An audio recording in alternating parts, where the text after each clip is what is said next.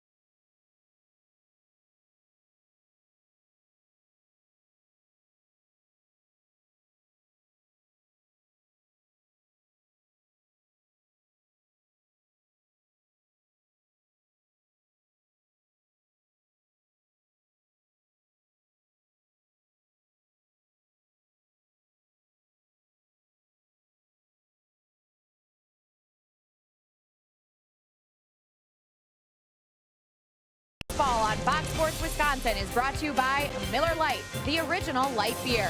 By Cupie and Abraham, voted best, rated best. Cupie and Abraham, tell them you mean business. And by Menards, save big money at Menards on all your home improvement needs. The Brewers rolled in a sweep over the Cincinnati Reds after an off day yesterday. Tonight they start a 3-game series here at Miller Park against the Atlanta Braves. A look at tonight's pitching matchup. Bartolo Colon, the ageless wonder for Atlanta Braves. In 4 starts, he's off to a 1-2 record. The earned run average at 4.5. And Chase Anderson has been outstanding for the Brewers over the month of April. A 2-0 record in his 4 starts. That earned run average just 1.13. Good evening, everyone. I'm Sophia Minert. And for all the talk with Eric Thames and his hot bat, Chase Anderson is off to just as impressive of a start for the Brewers. After making the starting rotation in the fringe, Matt Garza's injury opening up the door for him, Anderson has excelled in his opportunity here in the starting rotation. He is leading the National League in the earned run average and in all of baseball, second only to Irvin Santana with the Twins. Again, his earned run average just 1.13. Jeff Bandy spoke with me about how Anderson has been so effective here this season. Yeah, it's really fun. Really fun catching Chase. He just gets ahead of guys really well. He's never behind. He always gets that strike one, which is huge. And then second, third time around, you know, we have pitches where we can keep him off balance, and they haven't seen him yet. So that's why he goes deep into games, and he's been doing real well so far.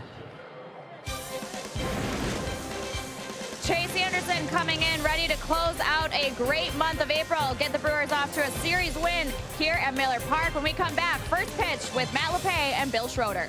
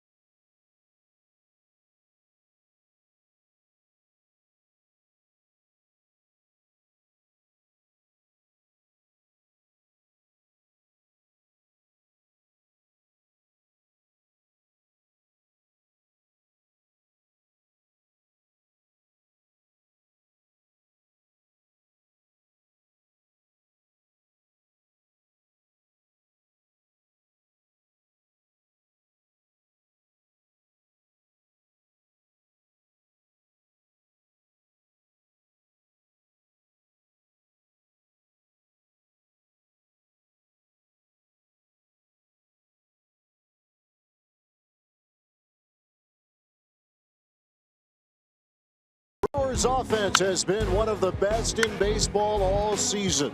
The Bats have taken that to another level, scoring 29 runs in the sweep against the Reds. The leader of the offense is one of the hottest stories in baseball, with Eric Thames leading the league in home runs. On the mound, Chase Anderson has continued to shut down opposing lineups, leading the National League in ERA. It's a weekend battle between the Braves and the Brewers on Fox Sports Wisconsin. A couple of building teams with reasons for optimism, and for the Brewers, that includes tonight's starter Chase Anderson, 2-0 with a terrific earned run average, 1.13, as we said, the best in the National League. Going to keep the roof closed. Got some rainy weather going on this weekend as Brian Snitker had the interim tag removed as he came in and helped stabilize that Braves ball club after a real tough start last season. Here's the Braves batting order. Here tonight, Inciarte, Garcia, and Freeman at the top. Matt Kemp hits cleanup. Nick Markakis, Tyler Flowers, and then Jace Peterson will bat 7th. Dansby Swanson, the shortstop, hitting 8th. Bartolo Colon rounding out the Braves batting order against the Brewers. Chase Anderson as we get set to begin this 3-game series to wrap up a 10-game homestand. And Anderson begins with a strike to Ender Inciarte. Yeah, Chase Anderson last time out, 6 innings, no earned runs. He did give up an unearned run to the St. Louis Cardinals in a no decision. 2-0 lifetime against the Braves in 2 starts. And Anderson getting the jump, and that's just what Sophia Minard was talking about in her conversation with Jet Bandy a couple of minutes ago. One of the big strengths of Anderson is getting the early jump in the count, and that's the way he begins the game tonight. 2 strikes and nothing to the Braves center fielder, and that's quick work, and that is out number 1 for Anderson. Now, Chase has really had good command, and Tom Hallion, the home plate umpire, gave him a little bit off that outside corner. If he continues to do that, should be a pretty good night for Chase. Tom Hallion, the veteran umpire behind home plate. You're going to love his strike 3 call. Yes, sir. Puts a lot into it, but Chase has been terrific. Good change up. The curveball's been down in the strike zone. Well, you never know for sure what the carryover is going to be end of last year to the beginning of this, but for Anderson it has been nothing but positive as he faces Adonis Garcia. And Anderson has just been outstanding over his last 16 starts, going back to late last year. And there you see the numbers for Garcia. The Braves have had to shuffle the deck a little bit in their batting order. They had Dansby Swanson beginning the year at the 2 spot, but he struggled, and he is now hitting 8th in the lineup and very solid defensively, but can't get going at the plate. Brandon Phillips on an 11-game hitting streak, but not in the lineup tonight because of a groin strain that happened in the Mets series. Sat out yesterday. They're thinking he could be back this weekend, but not in the lineup tonight. Yeah, Brewers okay with that. I mean, Brandon Phillips historically has really done well against Milwaukee. Yeah, saw him a lot, obviously, in the decade plus with the Reds. Just getting started. Brewers winners of 3 straight. The Braves have won their last 2 after losing 6 in a row. They were swept by the Nationals and the Phillies. As their road swing continues, the Braves 8-12, and the Brewers with the sweep of the Reds now above 500. They accrued 12-11 entering the final weekend of the first month of this season. 2 balls, 2 strikes to the Braves third baseman Adonis Garcia. And that's off the glove of Anderson, but DR is there, and there are 2 men out. Well, let's check out the Menards Brewers defense for tonight. We got Braun Broxton in left and center. Hernan Perez getting a start out in right field. He's been swinging a hot bat, so Craig Counsell keeps him in there. Shaw, Arcia, VR Thames. No surprises in the infield, and Jet Bandy behind home plate. Yeah, Hernan Perez snapped out of some early season struggles. He tore up the Reds. Went 6 for 11 in that series, and they continue to find a spot in the lineup for him. And there is the red-hot Freddie Freeman. This is always in baseball. There's going to be fun matchups, and this week it just glares at you with the first baseman, obviously Thames, and now Freddie Freeman. Check out what he has been doing so far. Those 2 make up a pair of top 5 hitters in the National League. Yeah, a couple of different positions to keep an eye on, right? First base, left field with Kemp and Braun, and the 2 young shortstops. A lot of fun talent, veteran talent, and then young emerging players like Arcia and Swanson. This is the way you want to face Freddie Freeman with nobody on. Of course, for Freddie Freeman this year, it's kind of been the way it's gone. And neither guy in front of him has been able to get on base too much. Yeah, we flashed the graphic a moment ago. 7 homers, but just 10 RBIs. That tells you they've been getting nothing from the top of the order. Shift is on. Arcia's there, and Chase Anderson has himself a 1-2-3 inning. Well, the Milwaukee Brewers lighting it up in the first inning. You see what they've done so far. That includes 5 on Wednesday. Let's see what they do tonight. Bottom of the first coming up at Miller Park.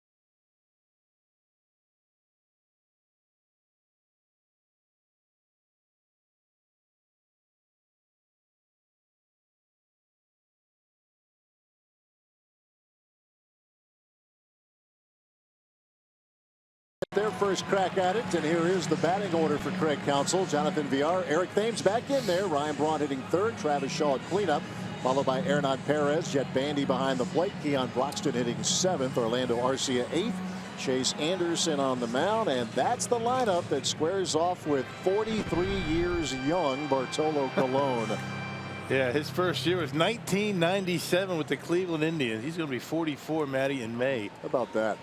Yep, he's making his 10th start career against Milwaukee, 4-3. And Jonathan Villar greets him with a base hit to left center.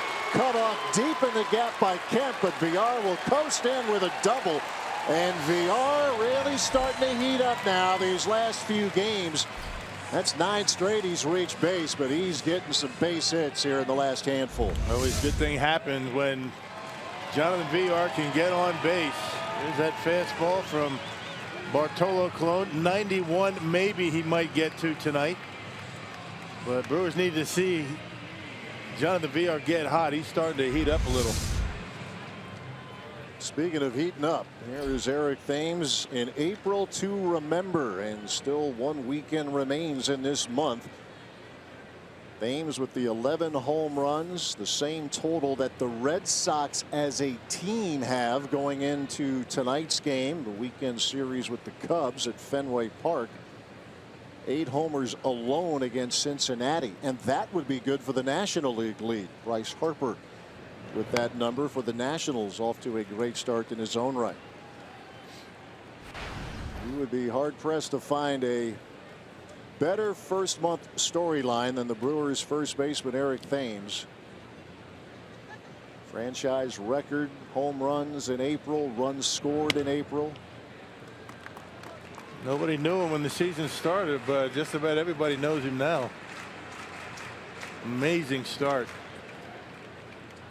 He left Wednesday's game. The hamstring was bothering him just a little bit, and he told reporters after the game he'd be back in there Friday, and he is true to his word.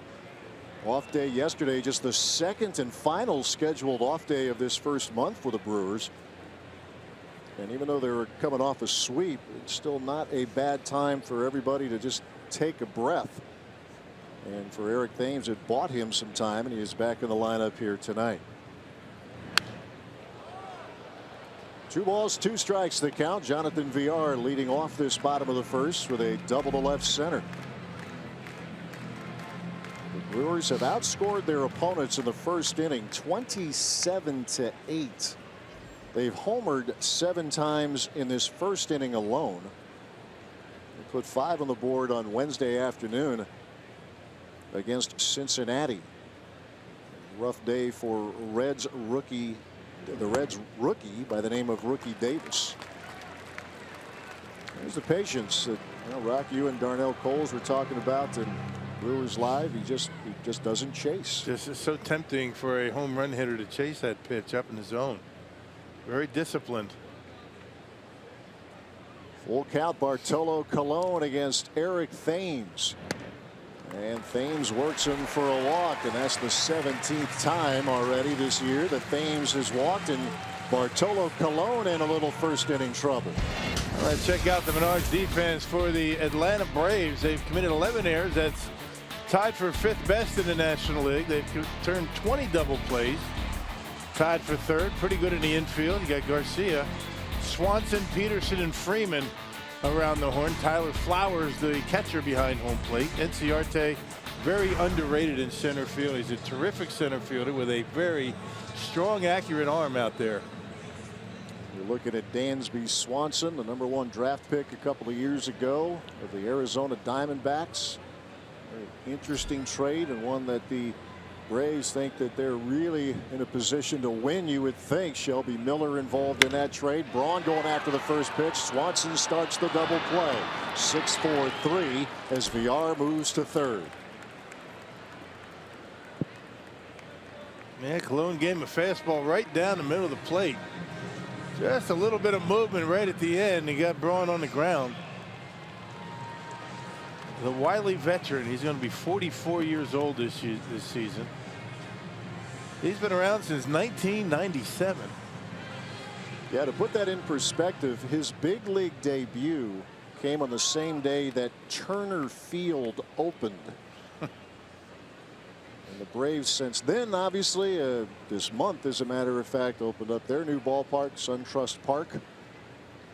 So Cologne outlasted Turner Field as the Braves' home ballpark. That's a good way to look at it. How about that? Yeah, Cologne had a terrific season last year. Really a good start. Made the All-Star team. And there you see where he is, and that's some pretty fair company. 43-year-old, and he gives his team, whatever team it is, he's going to give them a lot of starts. You mentioned last year with the Mets. It took a loss his last time out at Philadelphia. 4 runs, 7 innings. He's gone 7 innings in his last 2 starts. So he's been able to eat up some innings for the Braves as of late. Pitch to Travis Shaw is strike 3 called, and Cologne had some trouble in the first inning. A double play ball and a called third strike ends the inning. We're through 1 at Miller Park. No score.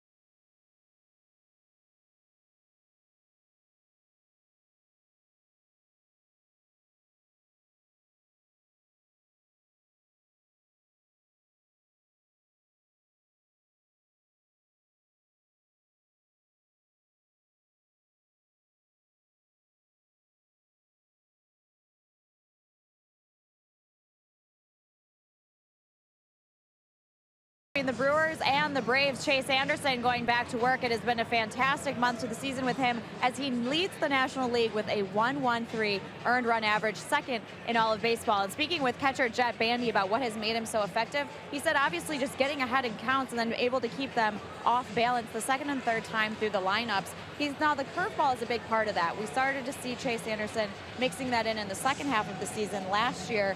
But Bandy said that this year with more confidence in that pitch, they're able to throw it earlier in the game, and it allows a nice mix between the fastball and the changeup, allowing them to keep hitters off balance. And as you guys mentioned, the ageless wonder, 43-year-old Bartolo Colon, Craig Counsell saying he's just unique because he's obviously been so consistent for so long, now 20 years in the big leagues. And he says the scouting report really hasn't changed much for him in the 7 to 8 seasons, and that's a credit to him. He's done a very good job executing his game plan, showing different versions of really the same pitch, which is his fastball. Yeah, you're right. Thank you very much, Sophia. Yeah, nearly 90% of his offerings are fastballs as Matt Kemp leads off the second inning. Amazing, isn't it? It'll be frustrating as a hitter, right? You know what's coming, but he's able to pinpoint so effectively. Movement here, cut here, little sink, adds a little, takes a little off in the velocity. Saw that was Ryan Braun, had a really good pitch to hit down the middle, but just a little late movement. And he got the double play. Now with Chase Anderson, I mean, the simplistic view is to say that he gets ahead in the count, but when you look at where his location has been early in the count, it's not just throwing strikes. I mean, we're talking, you know, pitches right on the corners and down at the knees. That's how you get ahead in the count. I mean, hitters after a while, they know you want to get ahead. You start throwing them down the middle, they're going to attack early. Yeah, speaking of pinpoint, Anderson has been terrific with the location as Matt Kemp pops this one up. And VR will give way to Arcia for out number 1. We mentioned what Anderson did late last year and the carryover into this season.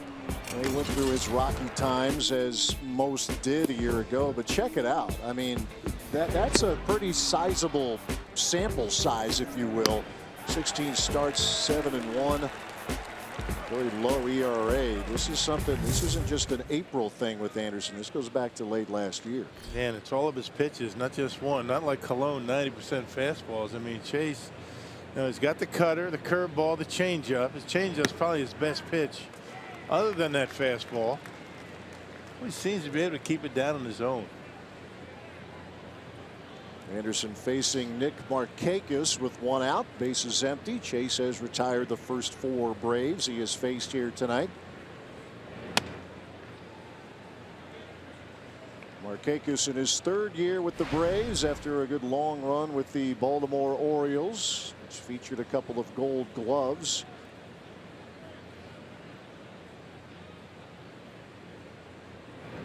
There's that curve that Markakis turns on into right center field, and Perez will have to play it off the wall and bobbled it off the wall. Markakis will apply the brakes at second with a 1-out double. Yeah, first curveball of the day for Chase, and he left it upstairs a little bit. And Nick Markakis hammers that one over the head of Perez, right down the middle, up. And Markakis puts a good swing on it. That ball was crushed.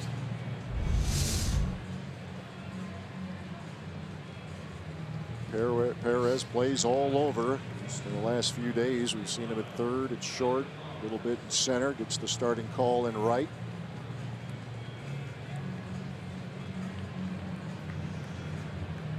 And 1 out, 1 on for the catcher, Tyler Flowers. Splits his time with Kurt Suzuki, but Flowers getting the call here tonight. And has an RBI chance here in inning number 2. A bouncing ball over to Travis Shaw. 2 men out. It's that location we're talking about. Busts him right in on his hands. First pitch fastball. Flowers thinks he has one to hit. Late movement. Able to get it in on the handle. Check it out. Look at the movement on it. It's right at the end. Not a lot, but enough to keep it on the handle. And an easy out to third base. 2 outs. Nick Markakis the runner at second, and Jace Peterson stepping in. Playing second base while Brandon Phillips tries to get back to health. I mentioned Phillips with a strained groin. Happened during the series with the Mets at Citi Field. Peterson, though, swinging a pretty good bat the last couple of games, 4 for his last 9.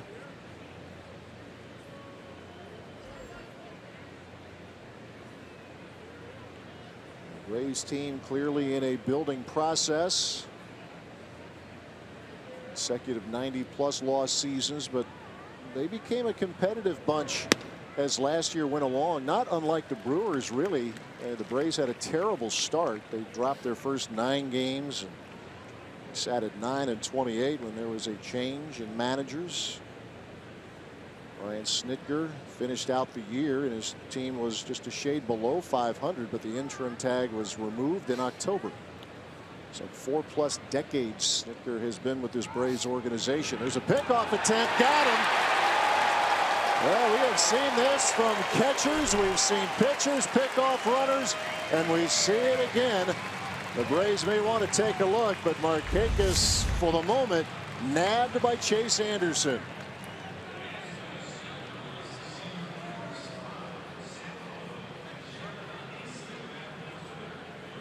Well, it depends on whether the tag was made. It looks like the Braves are satisfied that the out is at second base. Markakis still out there, but it looks like we're going to go ahead and play on as Markakis picked off second, bottom of inning number 2. No score at Miller Park.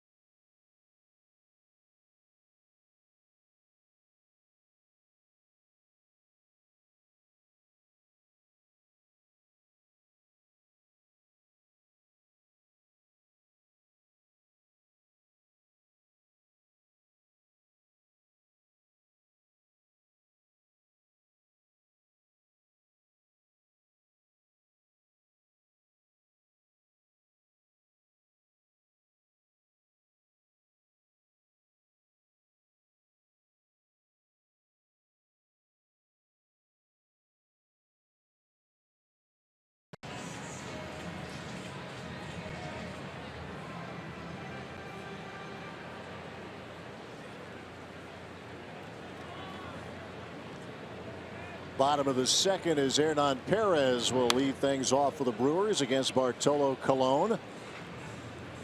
We mentioned Hernan is heating up.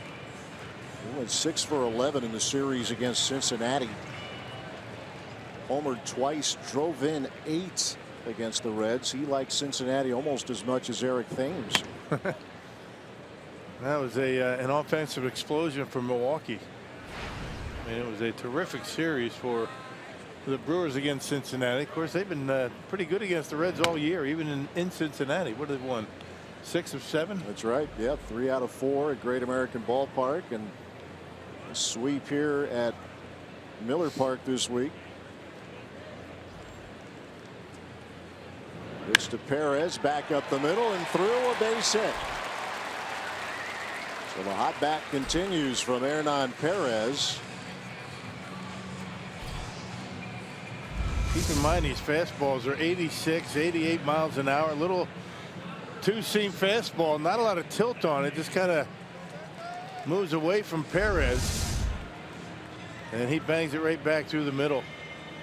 Yeah, he's getting that stroke back. You know, with playing time comes some pretty good swings from Perez. He wasn't getting a lot of playing time really in the season. That average climbing though for Perez, and here's Jet Bandy. He's part of the most productive catching tandem around right now between himself and Manny Pena. What they have been doing in this first month of the season. They have combined for a .369 average. Bandy for his parts .349, and he certainly is the one providing the majority of the power out of the two with the 4 homers. Both terrific behind the plate. Bandy again getting the call for Chase Anderson here tonight.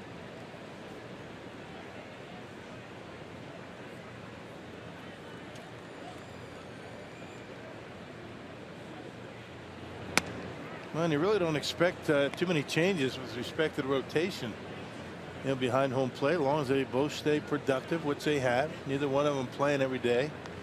I think Pena had the longest run, right? 3 in a row. Right. But it's working. You don't have to change it up. Yeah, they've been able to divide that almost down the middle. And he looks at strike 2 called from Bartolo Colon.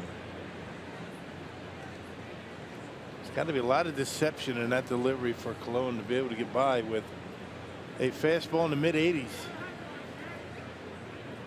It's about where he is. As you look at Manny Pena, gets the night off here this evening, or at least out of the lineup. 2-strike pitch coming to Bandy, and the ground ball in the hole and through, a base hit. So back-to-back singles from Milwaukee here in the bottom of inning number 2. Yep, on a 0-2 pitch. Got a little bit too much of the plate that time, and able to just get it out of the reach of the shortstop out there, Swanson. So a good start to the second inning.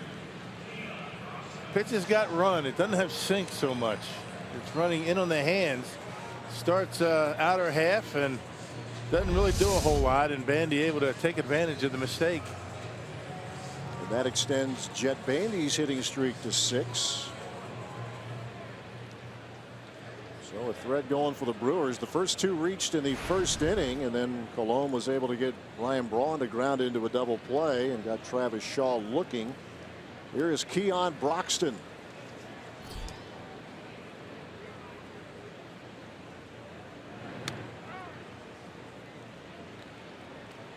Keon's had 5 hits here in the homestand. Starting to put together some better at-bats.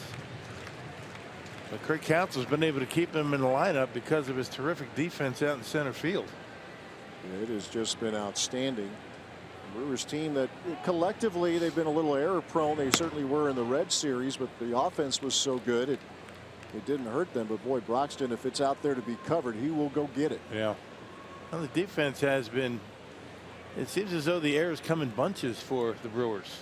I mean, they'll go for a stretch like the last road trip and play flawless defense, and then they'll get into a spell where they're committing a few.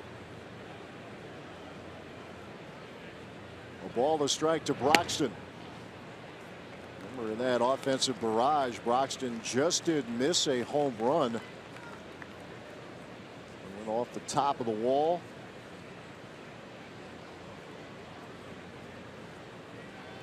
A guy like him get on base, his ability to run.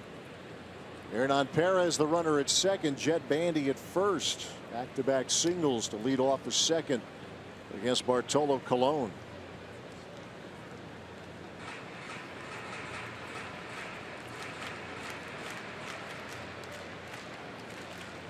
Dion's on-base percentage .258, trying to get that number up, in the process of doing that here in the last few games.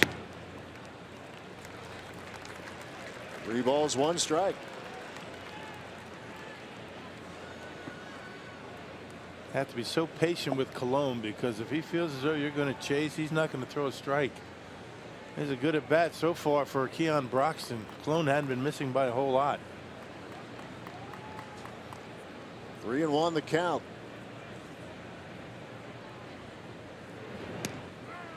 And that is strike 2 called. Colon, a pitcher who doesn't strike out a lot of guys, doesn't walk many. 4-time All-Star, including last year with the Mets.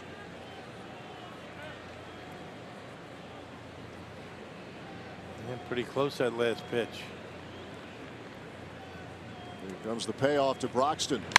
And that's a rocket into right center field, a base hit, and it's going to go to the wall. Perez is in. Jet Bandy being waved around, and now Cedar puts up the stop sign. Run scoring double for Broxton, and the Brewers are first on the board again. All right, just a nice approach for Broxton, taking that pitch that looked like it was pretty much down the middle into right center. It was. All right, waiting back nicely, putting a good swing on it. That's the Keon Broxton we saw last September, or actually second half of the year last year. Finds the gap. Jet Bandy doesn't run all that well. Ed Cedar, good decision to hold him up. We talked about Enciarte's arm. He's got a terrific arm, and that's why Ed Cedar held him at third base. A scoring inning for the Brewers, and Orlando Arcia will try to add to it. Way to roll in that offensive outburst in the series against the Reds. And 2 for 3 on Wednesday did Orlando, including an opposite field home run.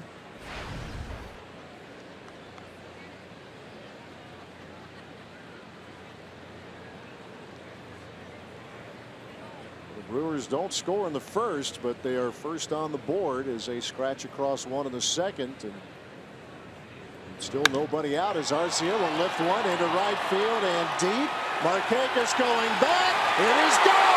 Arcia goes the other way with a 3-run blast.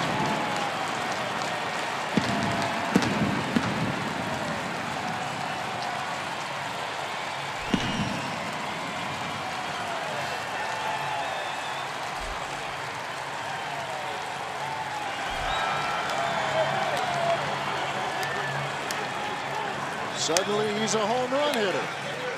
I tell you, and he's hitting it to the opposite field, and that's what Darnell Cole's been trying to get him to do.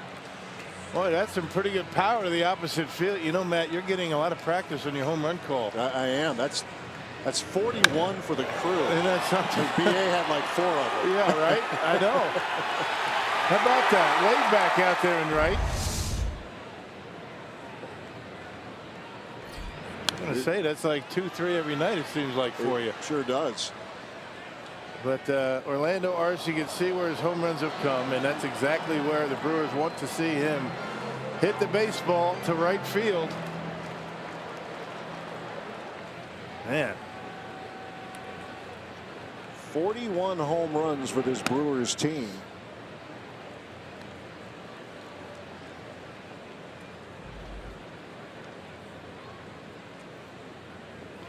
As Arcia takes Colon deep, and it's 4-0 Milwaukee here in the second. In the bottom of the order, 4 consecutive hits.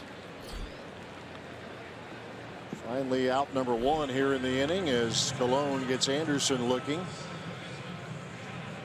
That's the thing about this offense right now for the Brewers, and you love it when it's going well, and you hope it continues. But it's been good from top to bottom.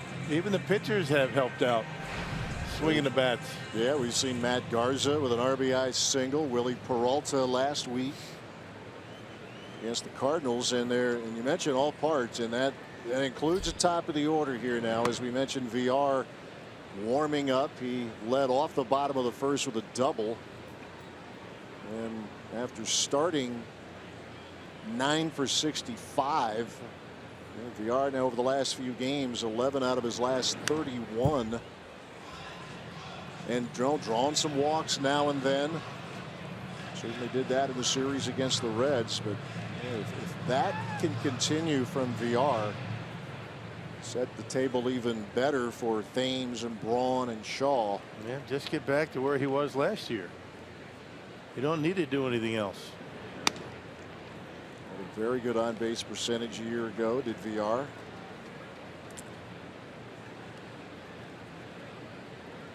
Brewers already with 5 hits.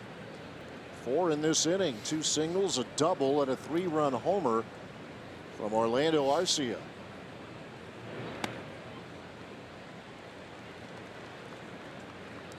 A rough beginning for Bartolo Colon.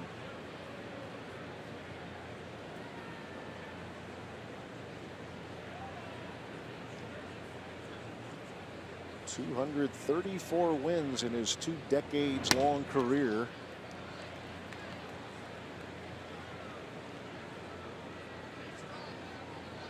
Here's Arcia, his 2nd home run in as many games. 22-year-old hits one out on a 43-year-old. VR over to second. Jace Peterson handles it for out number 2.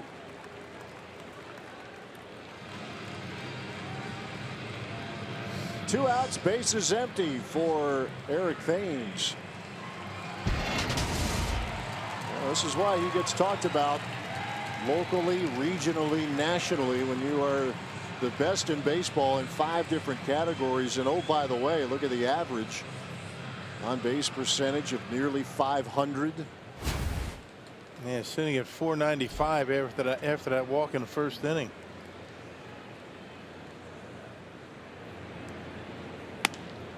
And playing pretty well over at first, too. Right. He's so disciplined at the plate. It's where it all begins, seeing the baseball swinging its strikes.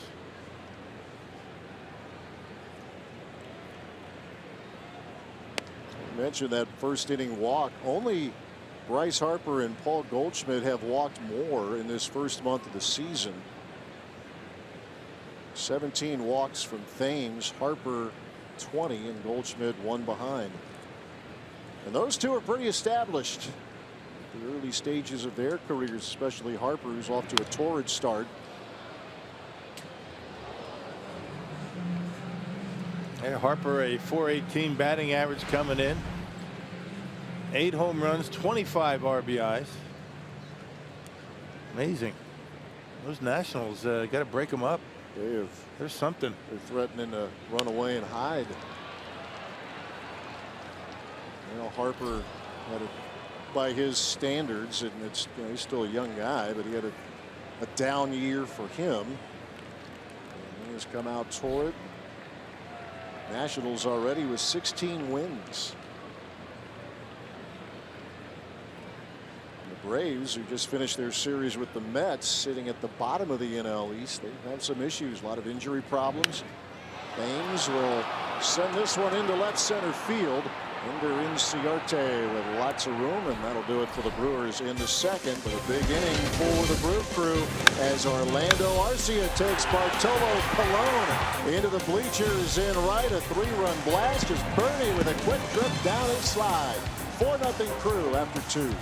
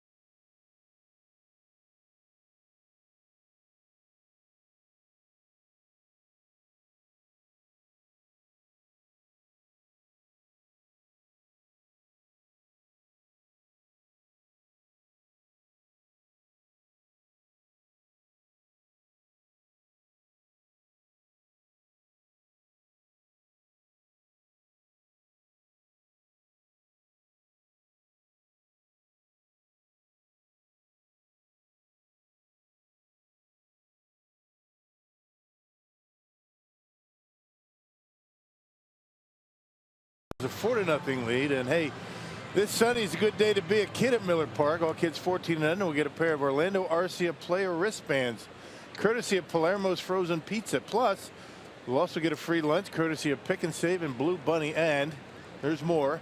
After the game, they can even go down and run the bases. How about that for a day? That is awesome. Good to be a kid. 14 and under. That's a day. That is a great day.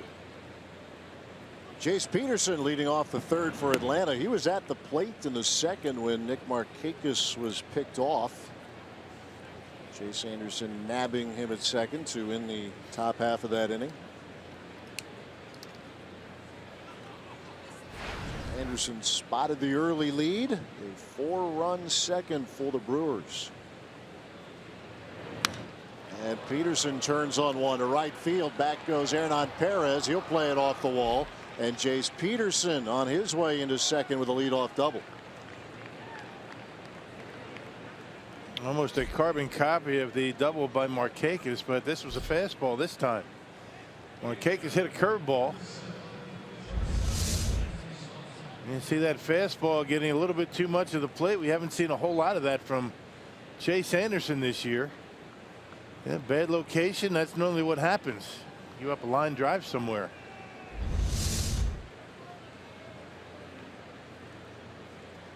Here's Dansby Swanson, #1 overall draft pick in 2015 by the Arizona Diamondbacks. Involved in that big trade last year that moved Shelby Miller from the Braves out west, and Swanson and Ender Inciarte came to Atlanta. Speaking of Shelby Miller, he is now contemplating possible Tommy John surgery. Right. Swanson appeared in 38 games last year, struggling out of the gate here in 2017. He was a terrific college player at Vanderbilt, College World Series most outstanding player. That's quick to be brought up to the major leagues.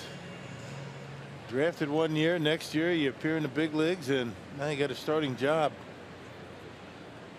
Hit 300 in his time up with the big club last year, but having his welcome to the big leagues moment, or stretch of moments if you will, in April. He is 3 for his last 27. They've moved him in the batting order from second to the 8th spot in the order for Atlanta.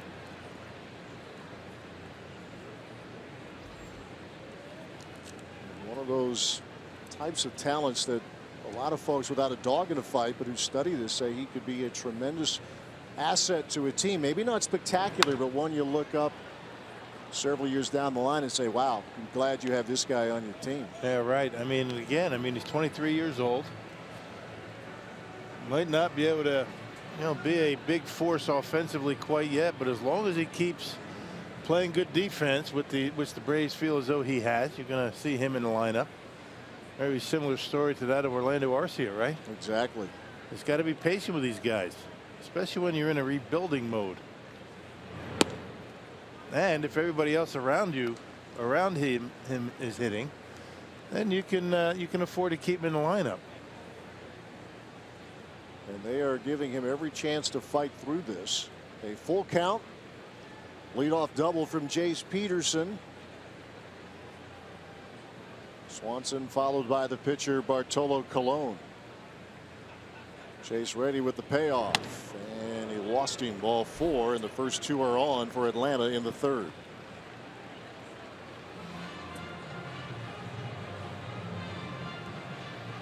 Well, that'll give Colon an opportunity to drop down a bunt. First and second, nobody out. But if he's unsuccessful, our guy here, Bartolo, he was an all-star last year for what he did on the mound, but he was a big-time highlight at the plate. You see the 1 home run, that was last year in San Diego against James Shields. I mean, he smoked it. Mm-hmm.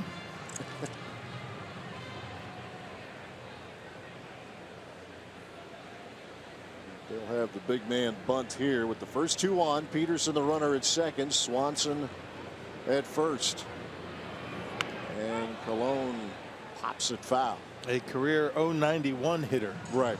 Bartolo Colon.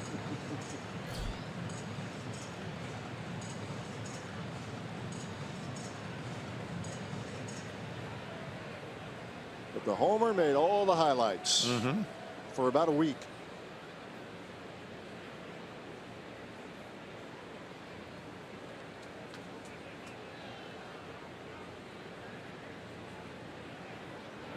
He'll try again. He lays this one down. Bandy with a chance to get the lead runner, and he does.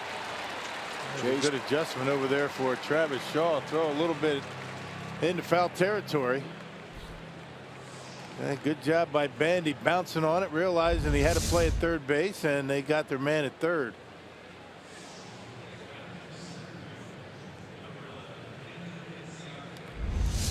So the bunt unsuccessful.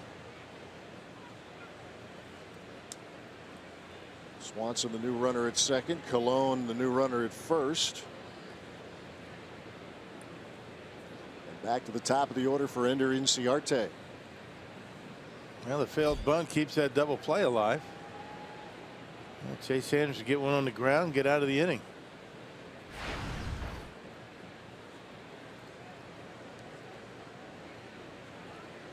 Inciarte, a Gold Glove winner last year. Tough start this season. He's now 4 for his last 36. That's over his last 8+ games. Got banged up during batting practice, they say, out at SunTrust Park a little over a week ago. The outfield wall was open, and he ended up running through it and slipped and fell and got banged up. And from that point on, been struggling at the plate. Made a couple good plays defensively against the Mets yesterday. Yeah, threw out a runner at home plate, almost ended the game yesterday with a good throw in the home plate. And they say he hurt his hand when he fell down in Miami during batting practice. Could be affecting him at the plate. A ball, a strike.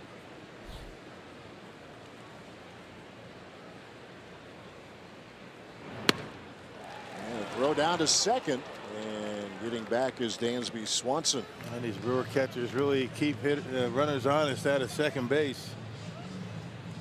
You take liberties, you're going to get picked off. The word is out. Brewers catchers will throw behind runners. A ball, 2 strikes to Ender Inciarte.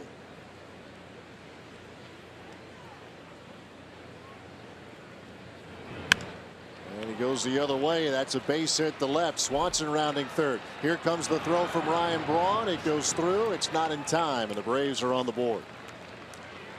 Inciarte, an RBI single. Yeah, left one up out over the plate, and Inciarte didn't try and pull it. Yeah, pitch up out over the plate. Pretty much the same pitch that Inciarte struck out on in his first at bat. Able to get on top of this one and hit it into left. And Swanson with good speed able to score.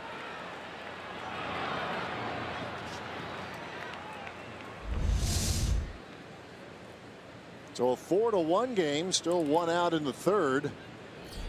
For Adonis Garcia. Rounded out his first trip. And a curve is yanked foul down the third baseline.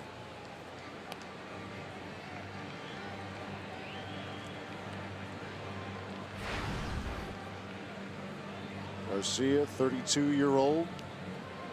Cuban born, hit 14 homers last year for Atlanta.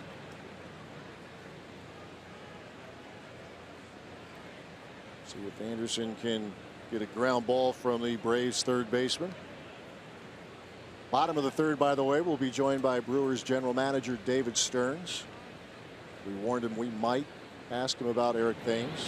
So he's ready. He's done his prep. Yeah, I think that that's been a common topic amongst everybody that's asking questions. Sure is. There's a lot more to talk about with this team. Of course, Eric Thames certainly deserves all the accolades, but a lot of good things happening with this organization right now. Yeah, some good starts by a number of the minor leaguers. Get into that a little bit. And all of a sudden, Chase Anderson having a difficult time getting the ball down. 2-1 the count. Double, a walk, a run scoring single.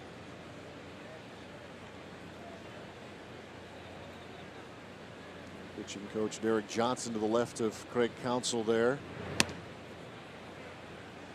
And Jimmy Nelson talked about it almost a couple of weeks ago. That second time through the second year working with a new pitching coach, the trust building both ways.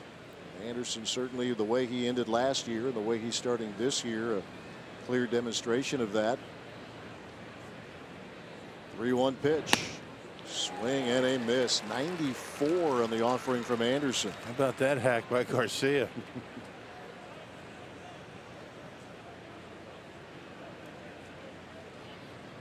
Tricky part of the order here. The red hot Freddie Freeman is on deck.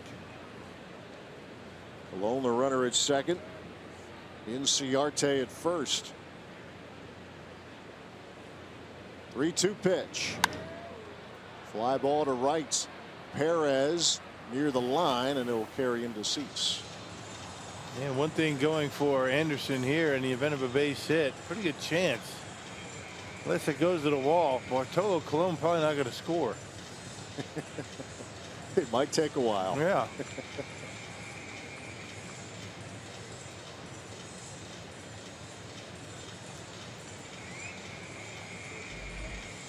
And Chase will load up again.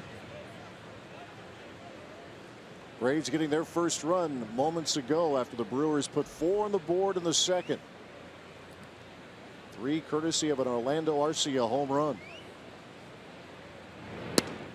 And that is ball 4, and Chase Anderson has walked the bases loaded with 1 out. Man, pretty good pitch.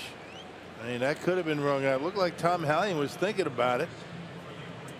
That was right at the bottom of the strike zone. Check it out. Got to ring that up. Ooh. What's wrong with that pitch? Wow. Let's go. That's a tough one. Made tougher with this guy at the plate, Freddie Freeman. Small sample size against Anderson coming into the game, but he has 3 hits now in 6 trips, including a home run. Jet Bandy will want to get things organized with his starting pitcher. This Braves team last year was last in the big leagues as a group with home runs, but Freeman certainly pulled more than his share there with 34 big flies last season. Yeah, the Brewers saw the Atlanta Braves in Atlanta very early in the season, and Freddie Freeman couldn't buy a hit. Started to swing the bat better, but things really turned around for him once Matt Kemp got to Atlanta. First pitch to Freeman. Yeah, his tough start. Freeman was talking to beat writers from Atlanta about what Swanson is going through, and Freeman made it clear. It says, hey, I've been there. I've gone through that. Yeah. Most guys have at some point. 1-0 pitch from Anderson. And the struggles locating the strike zone continuing for Chase. And that low strike has not been called. Notice that, you know, in the games that we've seen, not just tonight, it's just like seems like that low strike is not being called. That last pitch right at the bottom of the zone. I mean, it's not just when the Brewers are pitching, it's, you know, the opposition as well. Tough spot here for Anderson. 2-0. Freeman jumps on it, and a fly ball hit to center. And it's shallow. Broxton the catch, and Colon, no way is he going to try. He'll stay at third as the bases remain loaded with 2 men out. Yeah, thank you very much right there. 2-0, bases loaded. Well, you catch lightning in a bottle, get Freddie Freeman on a shallow fly ball. Bartolo Colon telling Travis Shaw, I'm not running on that. Not going to do it. No, I'll stay right here.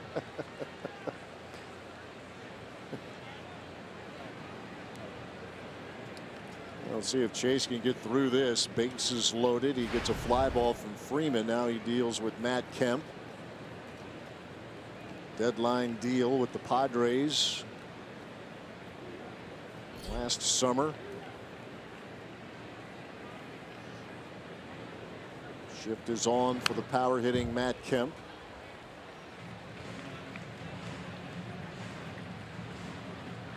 He moved a couple of times, is in the midst of a big money contract with several million of those dollars picked up by the Padres and the Dodgers.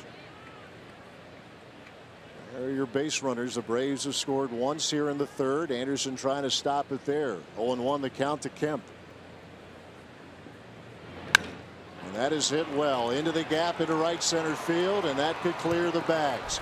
Kemp sends it to the wall. 2 men are in, and here's the throw to the plate, and it is a 3-run double for Matt Kemp, and the Braves have tied the game in the third.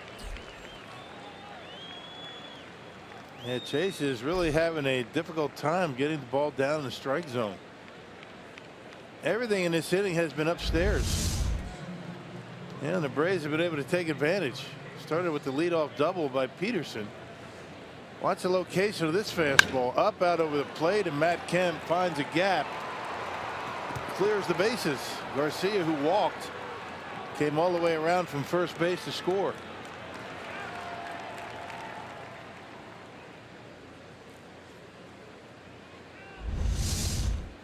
Just like that, we start over. And here's Nick Markakis.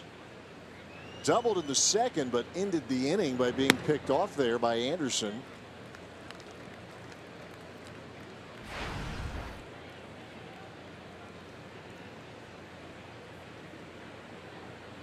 Markakis having a good solid first month of the season at the plate.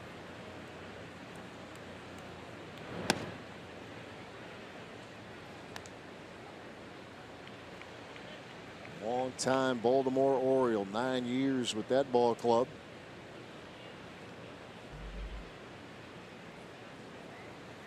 On paper, you got some pretty good hitters in this lineup, especially when you have Brandon Phillips in there.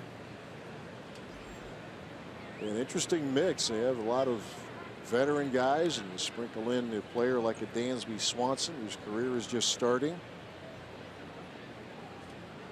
A lot of promise, they say, from the pitching staff in the minor leagues for this club, and yet you have a couple of 40-somethings in the rotation. R.A. Dickey and tonight's starter Bartolo Colon. Markakis sharply hit. Nice stop. VR saves a run and ends the inning. Oh, that's a good-looking play by the second baseman, Jonathan VR. David Stearns will join us bottom of the third. Game tied at 4.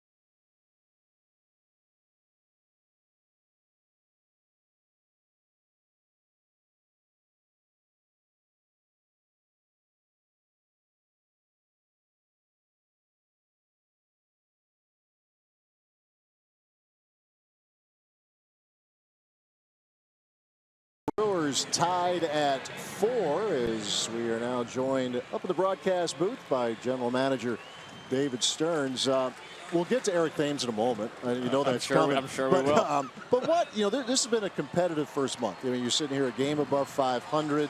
We know what the last 2 years were like in April. What besides the obvious of Thames, what has encouraged you the most about this club so far? Really, I think you look at the depth of our lineup, 1 to 9 every given night. The depth we have on our bench gives Craig a lot of options on how he wants to make out the lineup card every single day, how he wants to use matchups throughout the game. And we've seen that. We've scored a lot of runs. I think we're 2nd or 3rd in baseball in runs scored. And we're looking forward to that continue. Obviously, that helps. It gives our pitchers a cushion. Helps relax the team in general when we're scoring early like we've been, and it's a good thing to continue. Ryan Braun leading off the bottom of the 3rd with a base hit. Already the Brewers with 6 hits in the game. Everybody's talking about, the offense, David, with Thames. Ryan Braun, nobody really talking about Braun. He's having a terrific start, to his season. But I think your pitching has been very good. Your starting pitching as a group, the guys have been doing a pretty good job. And the bullpen has been very effective. Yeah, as a unit, they've done a really nice job of picking each other up. When you think about, we lost our opening day starter, Junior Guerra, 3 innings into the season. That's a tough blow for any team to overcome. And then we lost Matt Garza the last week of the season to the groin strain. He's now back. Tommy Malone did a really nice job when he had to step in the rotation. And now he's doing a nice job in the bullpen. So as a unit, I think those guys are working really well together. We've asked a lot of our bullpen earlier this year. We're using those guys a lot. We're stacking on a lot of innings night after night on those guys, and they've responded well. They seem to figure it out back there. I mean, last year at this time it was Blazek, Thornburg, Jeffress, and now it's you got Barnes, you got Knebel and Feliz. I don't know if it's a culture that they've got going on. They just seem to find a way, don't they? It's probably a combination of a really nice culture that we have down there, and that's started by Lee Tunnell, and some really talented arms. Jacob Barnes, Corey Knebel, Neftali Feliz, those guys are really talented. They've got electric arms. They've each taken a step forward either this year or last year in terms of Feliz, and so they've created a nice 7th, 8th, 9th inning combination for us that for the most part has secured wins when we're leading late in the game. And one of the things that has been a nice surprise, and it was kind of a wild card for you in spring training, your catching combo. Jet Bandy, Manny Pena, these guys have been terrific so far. Did you see this coming? I think it's tough to. I think it's tough to say that we saw exactly this level of offensive production coming, but we were confident that those guys, and I'll put Susac in that combination as well because he came into spring training in the mix. But I think we were confident that together those guys could offer a really productive catching core. So far they've been able to do that on both sides of the ball, and I don't know that we can quite expect this level of offensive production to continue throughout the season, but we'll certainly ride it while we have it. It's not just that, though. I mean, I think their throwing arms have been terrific. Yep. I mean, I think the word is out that you don't get big leads on the Brewers catching core, and that certainly helps your defense. It really does. It helps the pitchers. It gives the pitchers one less thing they have to worry about. Our catchers have done a tremendous job controlling the running game really on their own. Manny Pena's done a wonderful job making sure guys don't get too comfortable on their secondary leads. We've seen that a couple times already this year, and you're right, the word gets around the league. Scouting reports will indicate that, and opposing base runners are going to adjust their leads accordingly. All right, now the Thames question. I don't know if you thought 11 home runs out of the gate, but you've known of him for a while. Was there a maturity about him, if it's being in Korea, maybe now just being 30, that helps as Perez shoots one into the gap, and he's going to have himself a 2-out double here in the 3rd. But as you struck up conversations with him, David, was there just something about his demeanor off the field, how he handles himself, that besides the obvious of his talent, the other part that impressed you? He's very self-aware. He understands himself. He understands where he's come from, how he's gotten to where he is now. And I think he's more than anything else very comfortable in his own skin. He's comfortable with how he approaches the game.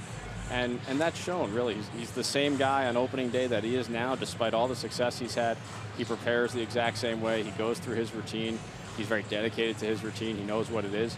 And a lot of that is learned for him. He didn't have that when he was here the first time in the Blue Jays organization and then bouncing around the major leagues. And he picked that up in Korea. He believes in it, and it's worked very well for him.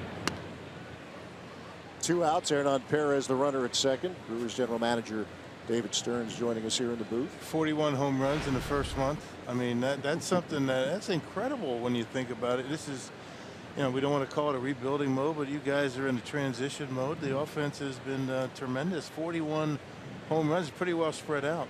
It really is, and we saw that earlier this game where we've been able to get power up and down the lineup, 1 through 8 in our lineup, really, which is encouraging. And Obviously, it's led by Thames, and Brawny's done a really nice job. Travis Shaw got off to a really hot start and hit some home runs earlier in the year, and I think that will continue. I think we're going to have a lineup that is going to score a lot of runs. I think we're going to have a lineup that's going to put up home runs. Whether it's quite at this clip, we'll see, but it's an exciting way to put up runs. It's clearly fun for the team, and we'll certainly enjoy watching it. You have a number of guys, David, in the minor leagues, really at every level, who are off to good starts. You think of the outfield at Colorado Springs. I know Josh Hader got touched up a little bit in his last outing, but you want to see the big samples, or bigger sample size. Is that fair to say, out of a lot of these young guys? I think it's individual to player. We have to look at each individual player's development, determine what's best for that individual player. In general, there's a certain base level of production and a base level of time that we want to see at each level. We don't set rules across the organization. We don't say you need X plate appearances until you get promoted, but in general, we want these guys to experience every level. There are challenges at every level. Pitchers do different things at every level, and so we think it's important that some of our top prospects really mature as they move up the system. And then once we think they've reached that critical mass of development and they're ready to be promoted, then it comes down to a major league need. And when those two things converge and we're ready to call someone up, and that person is ready to be called up, they'll certainly be here. Runner goes, pitch is taken, and Perez has third. Pretty risky move right there. Stealing third base with 2 outs.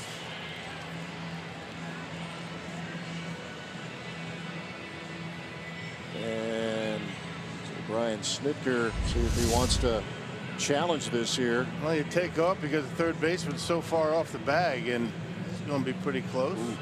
Question is, where's the tag applied? I think every time I'm up here with a close replay or something like that. Last year, right. I think B.A. Rock and I were up here for 20 minutes during a lengthy review. I've got to ask, I mean, there's always in your role a big picture that you have to look at, but you know, we see it with managers. With Craig, you probably wear every loss, and it gets tough, but you know that there's a big picture from your chair. I mean, every pitch, are you riding your own version of a roller coaster emotionally, or can you afford to do that? I think we try to avoid doing that every pitch. There are 162 games, and if we ride the pitch, the roller coaster every single pitch, we're going to be in trouble, and we're probably not going to be very healthy. So, you know, we enjoy the wins, and the losses hurt, and they should. And that's ultimately why we all get into this game, because we enjoy that competition. We all are very competitive people. And obviously the goal is to win as much as possible, and when we do that, we're all going to be pretty happy people walking around here. Just know we're riding a roller coaster for you. There we have every pitch. Absolutely. That's why your hair's great. Don't miss Eddie. You have the ups and downs. Full count to Jet Bandy with Hernan Perez, the runner, at third. And the inning will continue as Bandy draws a walk. Give us a sense, David, your assessment of Orlando Arcia so far. Really starting to swing the bat, going to right field with some power, but even really when he wasn't really hitting a whole lot, the defense was there. That's the key, though, right? The defense is incredibly stable, and we've seen him make the routine play. We've seen him make the elite play. I'm not sure there's really anything at that position that he can't do, and that he hasn't shown us in a very short amount of time at the major league level. Offensively, we're beginning to see that progression. Obviously, we've seen the opposite field power. It's encouraging to us that he's using the whole field, that he's comfortable taking that outside fastball the other way. We've seen that a couple of times this homestand already. And so that's part of the progression. We know that the offensive game is behind the defensive game. He knows that. He's working hard at that, and it's going to take some time. And every player develops individual parts of their game at a different pace. For Orlando, the defensive side of the game has always come a little bit easier than the offensive side of the game. He's an extremely athletic, competitive person, and my bet is that he's going to figure out the offensive side of the game as well. Yeah, you see him a lot differently than we do. You see him on a personal level, but it doesn't really seem that the offensive struggles really get into his head too much. No, I think he's a pretty confident individual. I'm Right. not sure anything gets into Right. Orlando's head too much. I think he believes he can compete at this level, and he's certainly shown defensively that he can, and we've seen flashes of that on the offensive side of the ball as well. Seeing some flashes here of late from Keon Broxton, including tonight, a run-scoring double in the second inning. Malone ready with a one-strike pitch. Keon, such a great story last year up into the injury, obviously, that ended his year, but the major adjustment, or the significant adjustment he made at the plate. And you mentioned, David, in spring training to BA and Rock, failure prompted it, but he had to trust the process. I mean, it was not a tweak. It was a significant change. Right? Significant change, and it doesn't happen overnight. You have to think about the change, become convicted in the change, make the change work at it, and then be okay that you may not get the results immediately. That's a tough thing to do. It really is. I mean, you're in the heat of the battle. No I question. mean, as a former player, I mean, you go back to what's natural to you when things aren't going well, but he stuck with it. He did, and he was convicted in the process. He did really a wonderful job with it, and obviously we saw the results follow in a fairly impactful way. He was one of the best outfielders in baseball for that 6-7 week stretch, and we're seeing signs of that returning this year early. Jet Bandy was running on the last pitch that was fouled back. 2 strikes and nothing to Broxton. Hernan Perez, the runner, at third. Bandy running again, and he'll have it uncontested. Does that surprise you? Jet taking off. He's not the fastest guy on the team. Yeah, he is not the fastest guy on the team, and I don't think he'd win too many races against anyone out there right now. Trying to steal a run. He and Bartolo would be an interesting race down the line. Braves didn't take the bait. Maybe Perez had an idea, but no throw. Broxton a swing and a miss, and the inning is over. Well, David, thank you very much, and congrats on the great start. Thanks for Continued having success. me. Appreciate it. Thanks, David. Appreciate it, man. All right, we are through 3 here at Miller Park. First of the 3-game series for the Braves, tied at 4.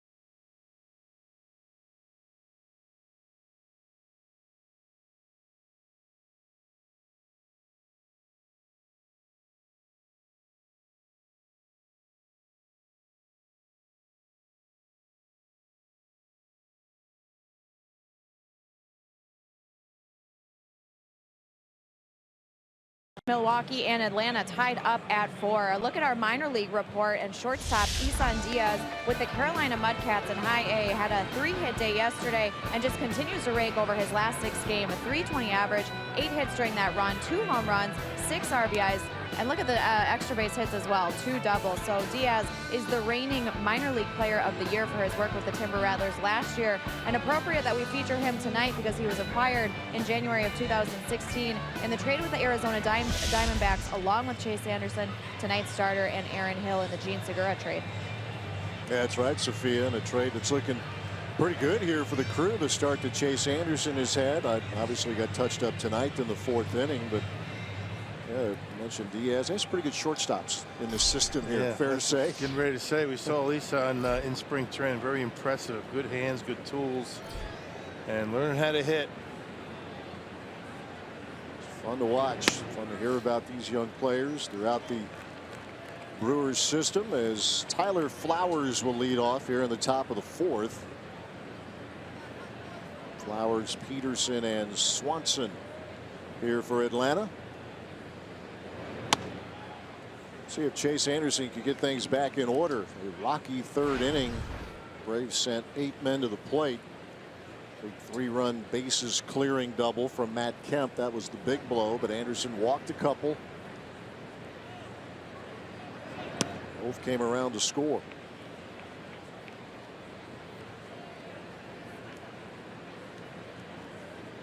And a fair amount of offense early. Orlando Arcia, a 3-run homer in the second. 2-1 pitch to Flowers. Yeah, that changeup that is normally a swing and a miss pitch for Chase. So Flowers able to lay off of it, of that one.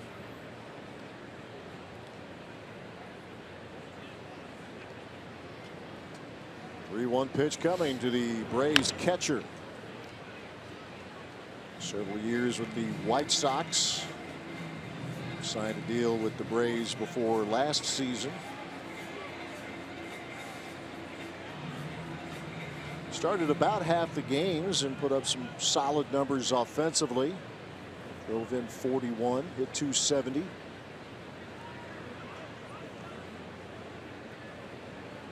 "31-year-old, tag teams with Kurt Suzuki.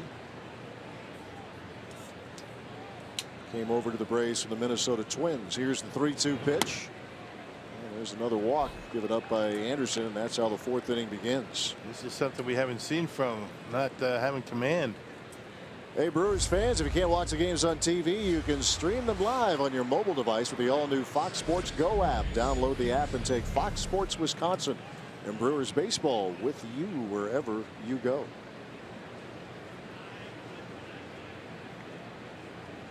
Leadoff man aboard for Jace Peterson.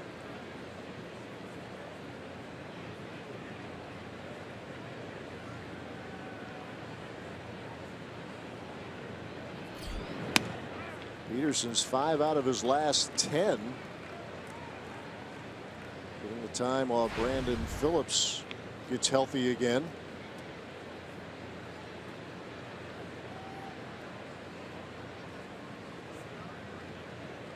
Peterson was a 1st-round pick by the Padres back in 2011. There's Anderson getting ahead of the count. 2 strikes and nothing.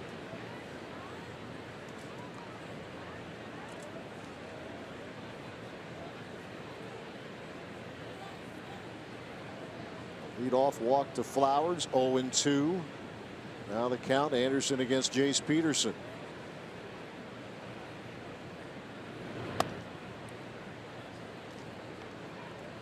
Peterson came over 3 years ago. He was part of the Justin Upton deal.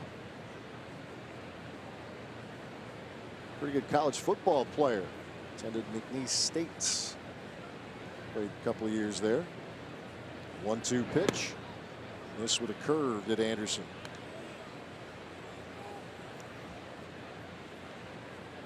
And this is normally when Chase would be dropping the changeup right here on the left-handed batter.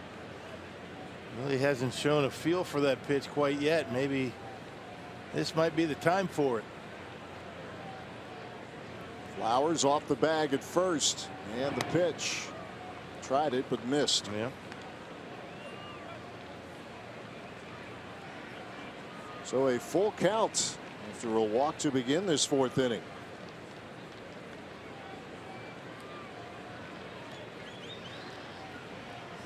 Dansby Swanson is on deck.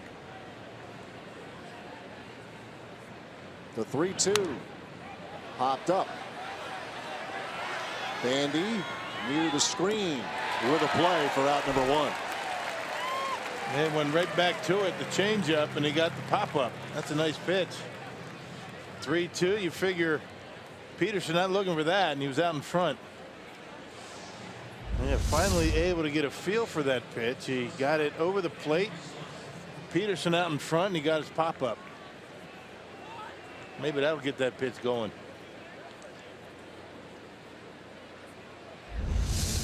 One out, one on here for Chase Anderson in the 4th. He'll face Dansby Swanson, who walked and scored in the 3rd.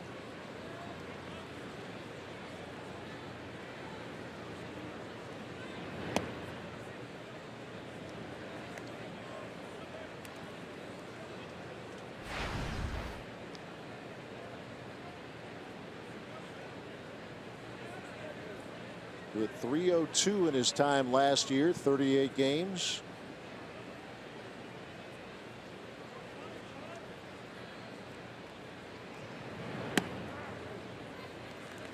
A strike to even the count.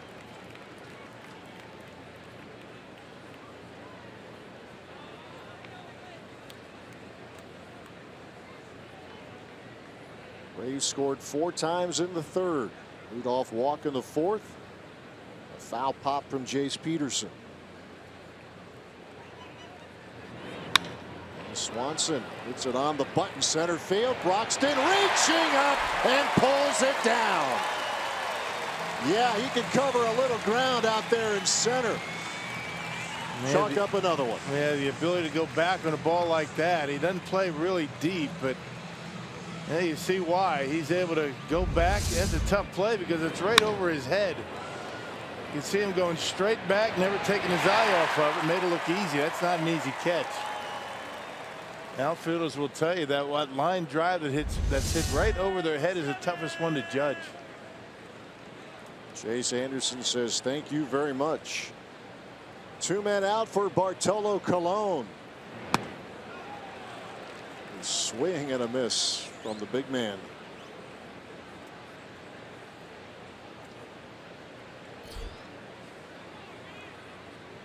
Unsuccessful trying to bunt runners over. First trip in the 3rd inning. Runners were at 1st and 2nd, but Jed Bandy was able to get the lead runner. But he did score on the 3-run double off the bat of Matt Kemp. 0-2 the count. Curve is swung on and missed, and that'll do it for the Braves here in the 4th. Well, Orlando Arcia will lead things off in the bottom of the 4th. This is what he did in the 2nd. A 3-run homer. We stay tied at 4 here at Miller Park.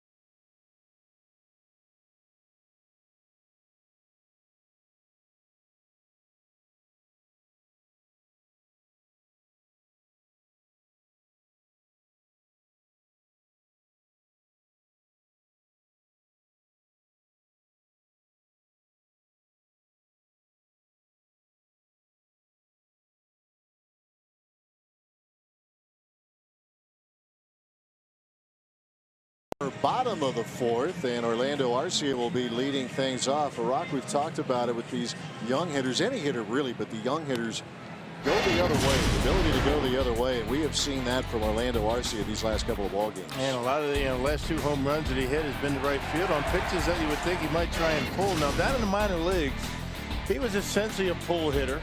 You know, the guy's young. He's 20, 21 years old, and starting to figure it out. And you know, the more he's able to do that to pitches away or middle away, they're going to start pitching him inside, and he'll get back into that comfort zone and pull the baseball. He doesn't even look like he's looking to pull the baseball anymore. That's a good sign for Arcia. Powerball home run count at 3 for number 3 for the Brew Crew, Orlando Arcia, as he faces Bartolo Colon for the 2nd time tonight.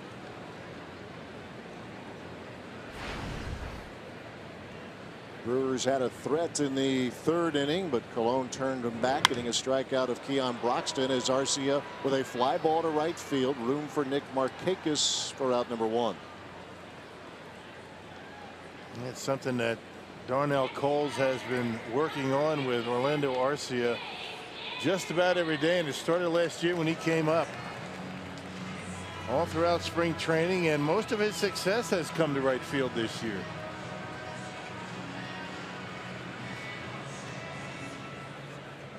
Here is Chase Anderson.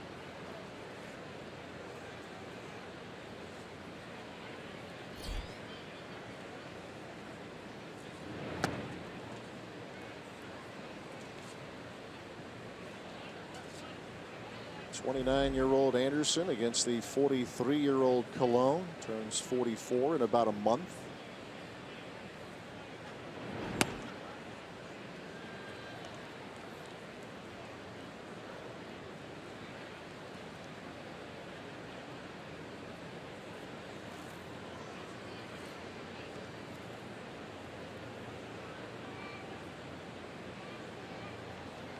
Ball a strike, pitcher versus pitcher with the bases empty.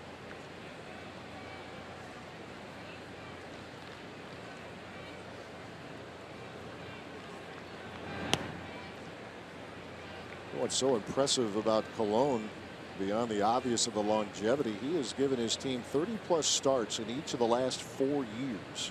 I'd say he's a really good athlete. He really is. I mean, fields his position well.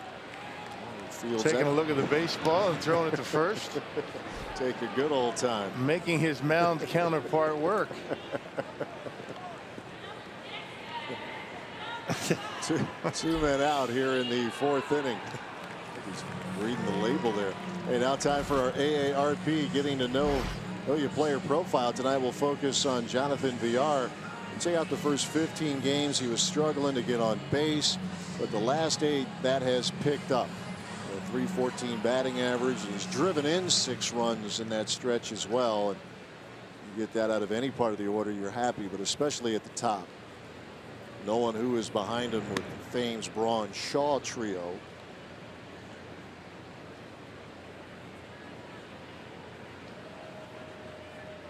Doubled in the first, a ground ball to second. It's the night so far for Jonathan Villar.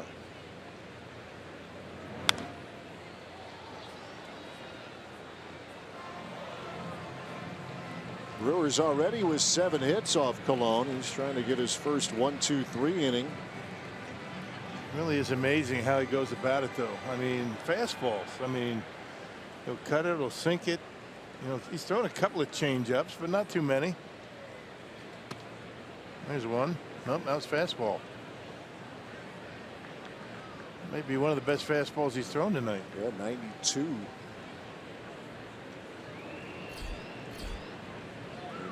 You see the speed range as he has touched 93 here tonight.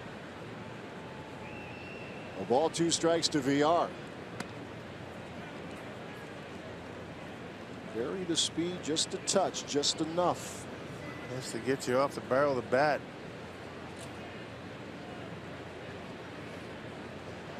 2-2 the count to Villar.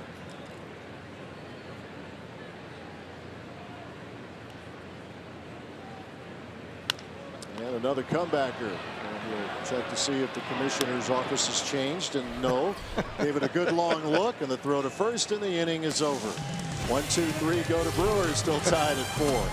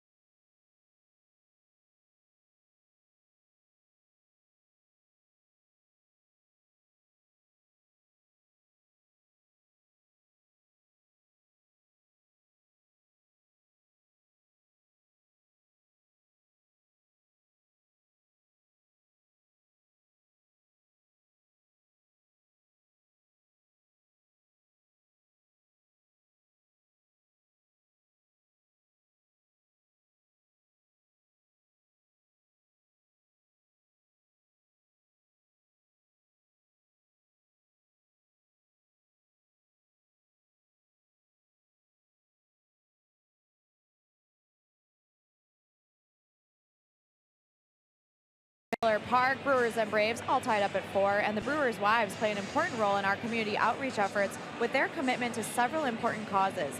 Each summer, the Brewers' wives team up with BCF to raise funds through a number of special events with proceeds earmarked for various organizations in greater Milwaukee. And certainly the wives are always very active. The mystery bags are always a fun event over the summer, and they do a lot over the community just throughout the season. Yeah, they really do. Thanks much, Sophia.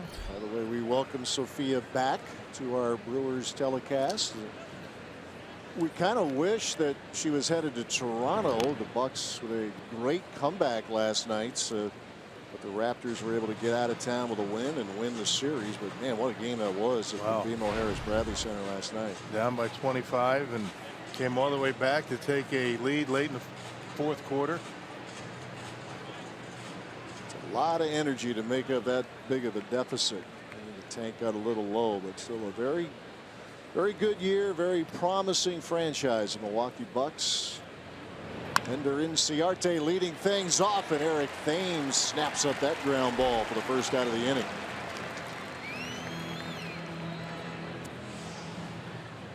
We mentioned how well he hits, Rock, but he handles that position pretty well too. Yep, even with the bat, because Inciarte might drop down a bunt. Able to handle that one nicely.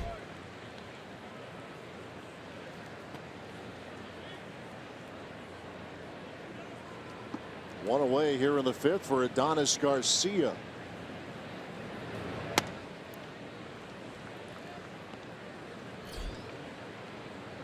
Garcia tonight, a ground out and a walk.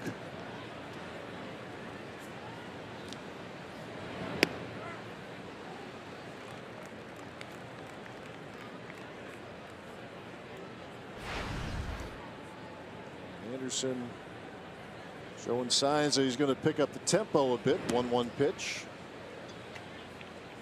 The Braves trying to get production out of those top two spots in the order. Now Inciarte has reached tonight.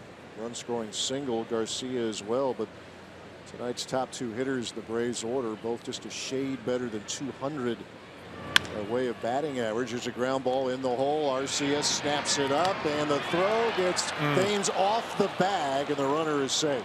Just a little bit high, but that is a heck of a throwing arm, and had to handle a tricky hop on the backhand. And wound it up and just a little bit high, pulling Thames off the bag. Brewers taking a look at it.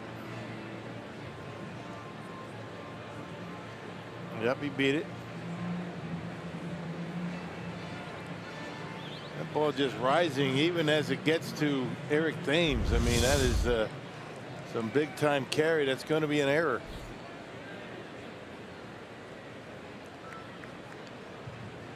An error, but that is one strong arm. Yeah. My goodness. And he handled a tricky hop on that backhand over in the hole. Realized he had to get rid of it because Garcia runs decent. 1 out, 1 on in the fifth for Freddie Freeman. And a little nubber over to Shaw. They'll get 1 to Arcia. They'll get 2 to Thames. A double play. And that error gets erased as Travis Shaw begins an around the horn double play to end the top half of the fifth inning. No harm, no foul. Still tied at 4 halfway through.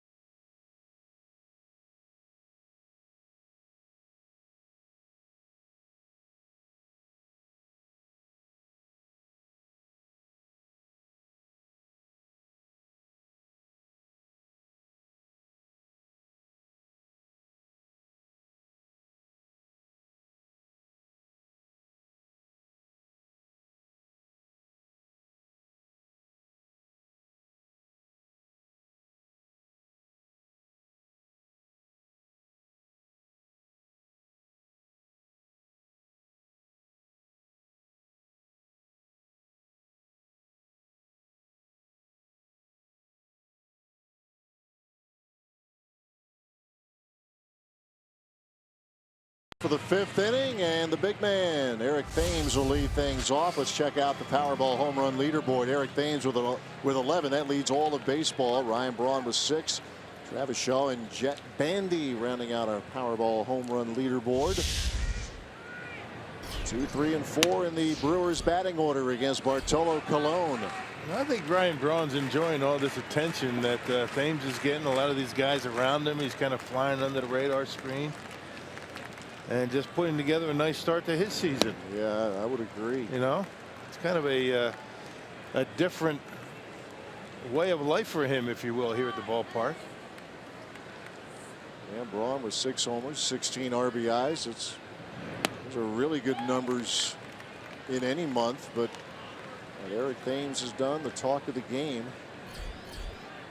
And yeah, if you're the guy, the go-to guy like Braun is, you get a chance to step aside a little bit. Yeah.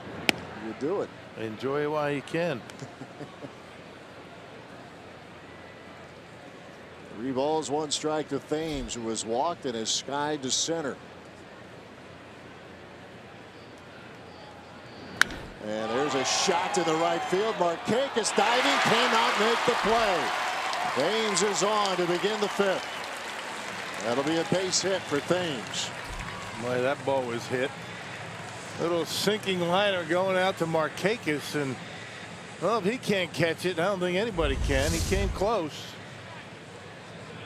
You see the cut fastball from Bartolo Colon, and look at the way Eric Thames able to pop those hips open and keep those hands close to the body. We're talking about that with Darnell Coles during Brewers live pregame today, and there's a good example of it. Keeping those hands close and keeping that pitch inside fair. And remember, Thames in Korea didn't have a hitting instructor. He does now, and it has helped him as well as he did in Korea. He is lighting it up here in the big leagues. Here's Ryan Braun. He's rolled into a double play. He also singled in the 3rd inning. Well, yeah, you check out those numbers. Look at that OPS, 972. And yet he is not the headliner here in April. It might be now, though. A fly ball, deep left center, and it's 6-4 Brew Crew. Ryan Braun goes downtown for the 7th time this year.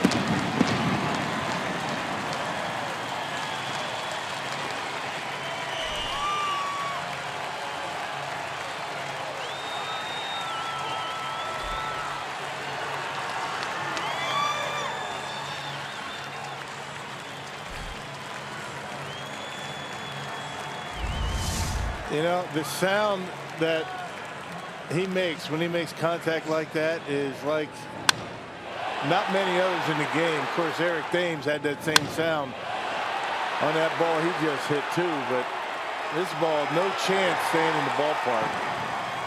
86 miles an hour, and Bronny turns it around. That is such a pretty swing. I mean, that's a captain obvious statement, but it's just so in control what he does, right? And the sound it makes when he makes contact. It's like a firecracker going off. It really is. 6-4 Brewers now as the 2nd home run of the night hit against Bartolo Colon. Orlando Arcia with a 3-run homer in the 2nd inning.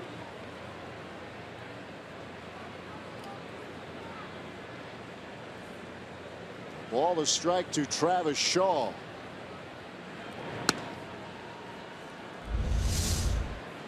Here's how it sounded.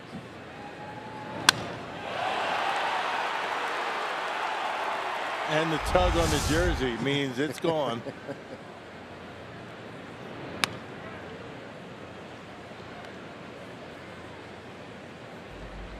Well, the roughest outing for Colon. This is going to be on the short list, but in a start a couple of weeks ago against the Marlins, he lasted but 4 innings and gave up 7 hits and 6 runs. He's given up 6 here and 4 plus as Shaw is swing and a miss, and that's out number 1.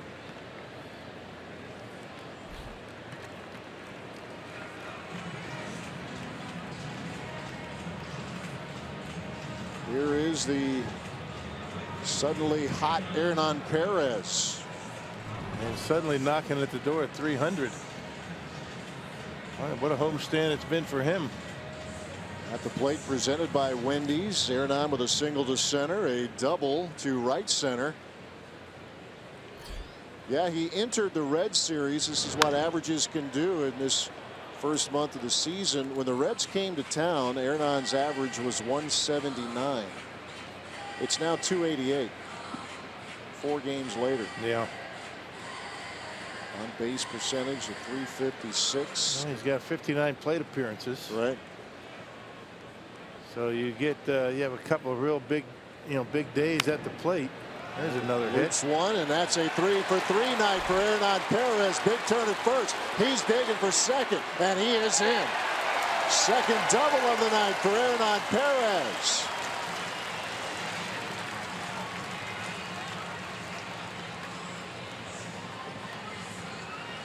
Man, he just can't keep a good man down. I mean, he can hit even when he doesn't barrel it up. He's able to sneak it out there down the line. He knew right away that was a base hit, thinking double all the way. There's another good example of watch the hips. Hips open up and the bat follows, and that's how you're able to get to that baseball and keep it fair. All good hitters do it. On pitches in, you have to keep it fair. 10 hits for the Brewers already. Here's Jet Bandy. He has one of them. He was in the second inning. He walked 1 inning later. And he shoots one over to third, gobbled up by Garcia. That's out number 2. Yeah, just watch the belt buckle for Perez. Watch, you don't see it. Now you see it. You can see it clearly right at the pitcher. The hips pop over, and that brings the hands toward the plate, and that's how you're able to keep that ball fair. As long as you keep the hands close to the body. Good example of it. 2 outs. Perez the runner at second for Keon Broxton.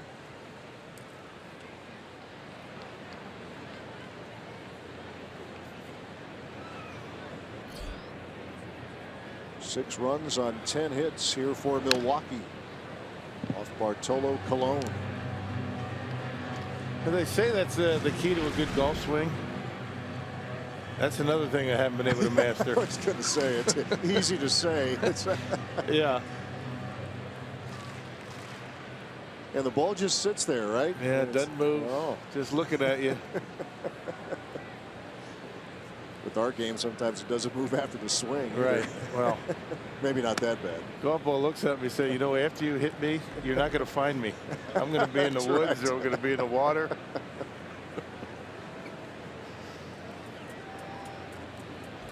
Yeah, the one thing I'll say on my behalf, I don't spend time looking for it. Give it about 2 seconds, and then you just reach into the bag. And, yeah, right. You don't want to slow the foursome down any more than I already do. Plus, I buy golf balls at about, what, 98 cents each? Yeah, that's about right.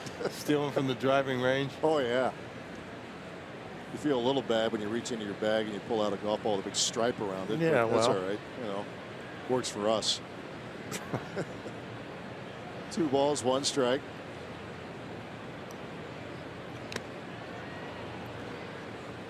Now, BA would be the scratch golfer here of this crew. Oh, yeah. He's way too serious.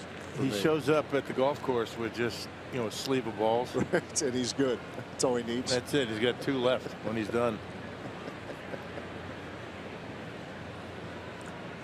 2 balls, 2 strikes to Keon Broxton. What a crooked number here for the Brewers in the 5th. 2-run homer off the bat of Ryan Braun.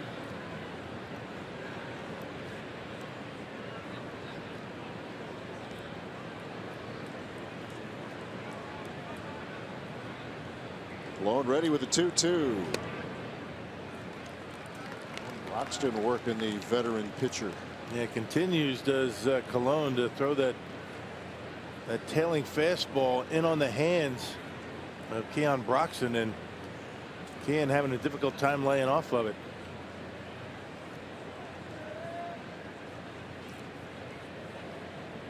Payoff pitch coming to the Brewers center fielder. And he struck him out.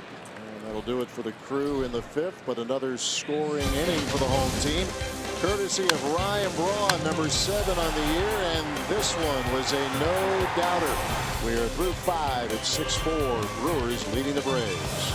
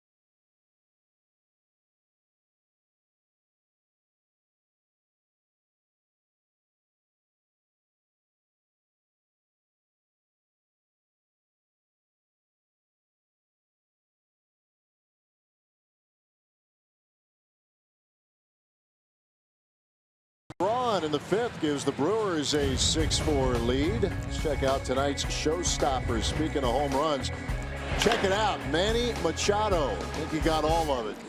470 feet, the longest of long balls so far this season. And he has helped the Orioles to an 11-8 lead over the Yankees. They are through 8 innings now at Yankee Stadium. Matt Kemp leading things off.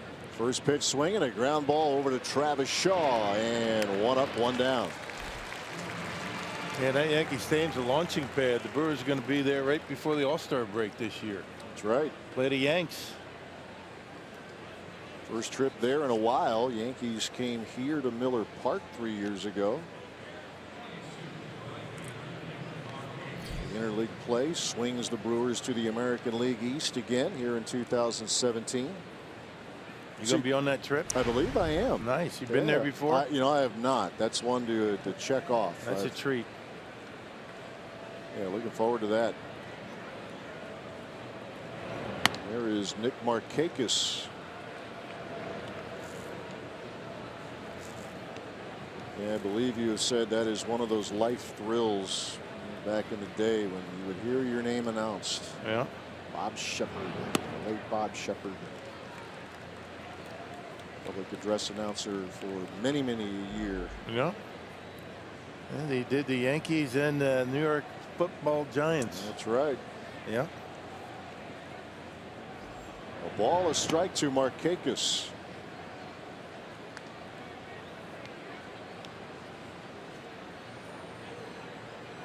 Go to Yankee Stadium, and the Boston Red Sox come here next homestand. Yeah, they do. Yeah, it's fun. That's the part of the fun of interleague play. You get to see teams every now and then. You don't get a chance to. It was a big treat a few years ago when the Yankees were here, part of the Derek Jeter farewell tour. CC Sabathia started the game here and got a very warm ovation, and rightly so. His role in the 2008 Brewers. Markakis is swing and a miss.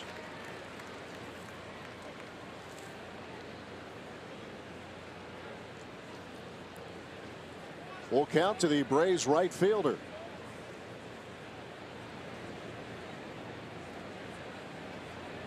And that is hit hard, but Thames is right there. 2 outs.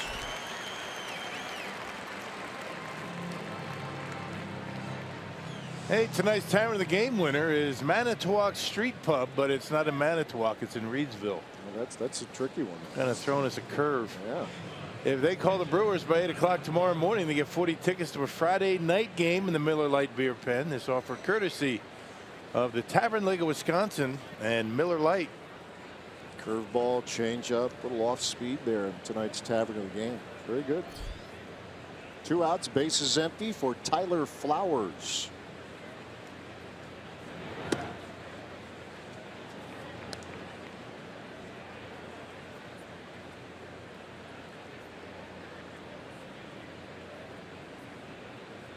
Anderson getting into some rhythm.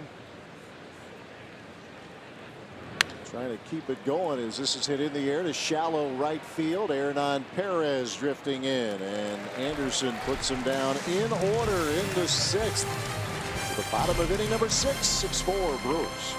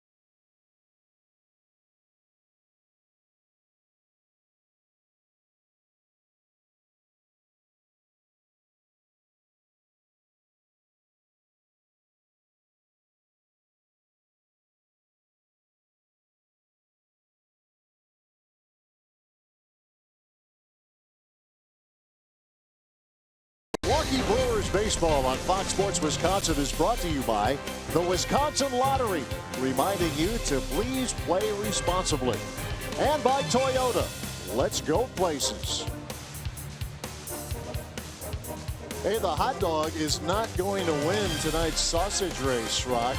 2 in a row. This is 2 times in a row that the hot dog will fall short. Well short here tonight, yeah, threatening to run away with the season standings, but slumping here lately.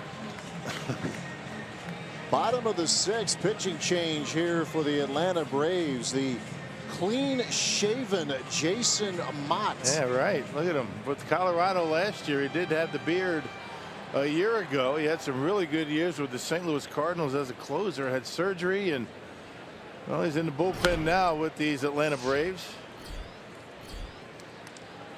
This is a guy that would rush it up there at about 98 miles an hour. That last fastball at 91. A lot of good years with the St. Louis Cardinals. We will face Orlando Arcia. And it looks like Chase Anderson's nights will be done as well as a pinch hitter moving into the on-deck circle here for the Brewers, and that's Domingo Santana. 0-2 the count. Jason Mott, in for Bartolo Colon, who worked the first 5, gave up 10 hits, and 6 runs the Brewers have on the board. And there you see Jacob Barnes getting loose for the Crew. It's always good to have a lead going into the 7th inning with the end of that bullpen for Milwaukee. It's been so good this year. Barnes, Knebel, Feliz combo for innings 7, 8, and 9. Padding the lead, never a bad idea. Let's see if the Brewers can do that as Arcia fouls it out of play.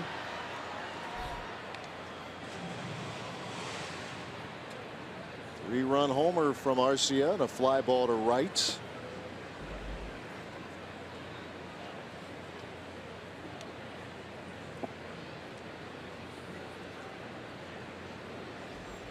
No balls, 2 strikes.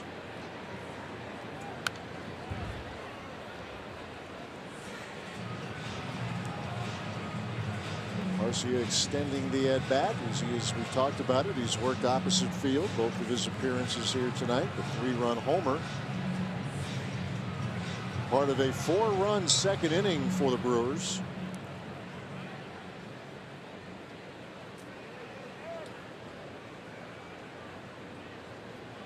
And again, the 2-strike pitch. Yeah, first breaking pitch from Mott. You know, all fastballs up around the top of the strike zone.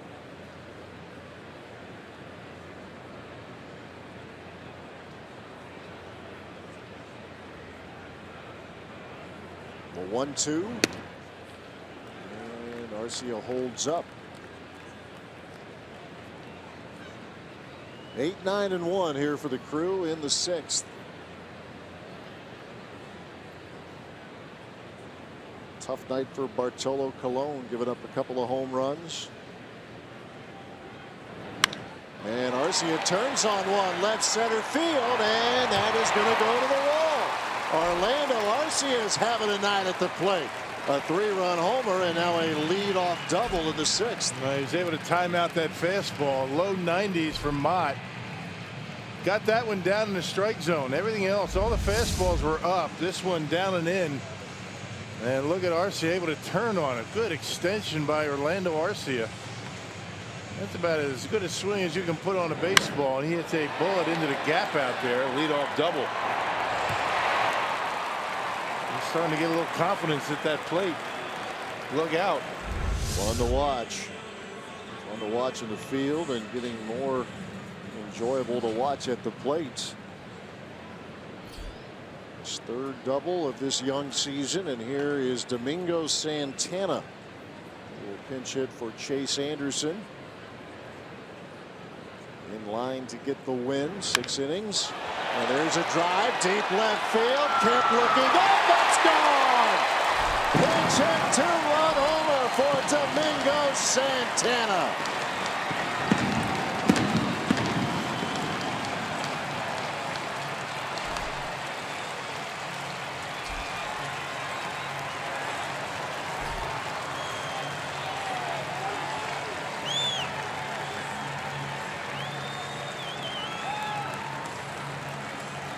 Well, Craig Counsell's been saying Santana's getting close. Slider right down the middle. That was a bullet. Look at it. That didn't have a lot of air under it. And bang, right off the wall. And the Brewers extend their lead 8-4. Our Badger Mutual Insurance run to the game. A 2-run home run for Domingo Santana. And that ends an 0 for 18 slide. Ends it with a bang. Here's Jonathan Villar.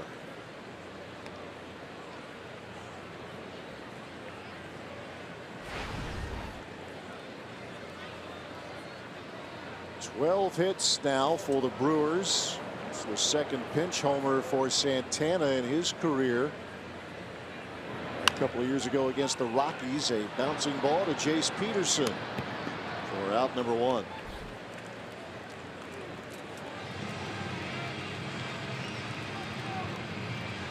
Counsell Rock a few days ago talking to him, felt like Santana was getting there. The at bats, the production wasn't there yet, but he thought he was getting a little bit closer. He was hitting into some bad luck at times and got into that pitch from Jason Mott here in the 6th inning. Yeah, trimmed it up, the facial hair. I think that might have helped. There you go. Right, a little bit better balance maybe. Yeah. Well, you're right. I mean, Counsell was he wasn't too worried about Santana the way he was swinging the bat. Results not there, but again, you got to stick with him. He slided down the middle and hit a frozen rope out of here. Thames lined a single to right his last trip. There's scary power in this Brewers lineup. Well, you're not kidding. I mean, you're not talking about wall scrapers with these guys. I mean, they are hitting them a ton and hitting them hard line drives. 43 home runs now for this Brewers team in April. 11 from Eric Thames, who's down the ball 2 strikes.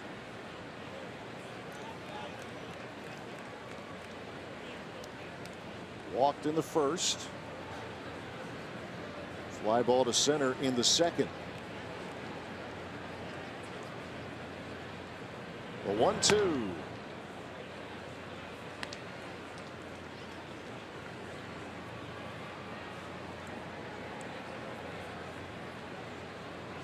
That'd be frustrating for a guy like Jason Mott, who's lost about 5 miles an hour on his fastball. Wants to get that beard back as soon as he can.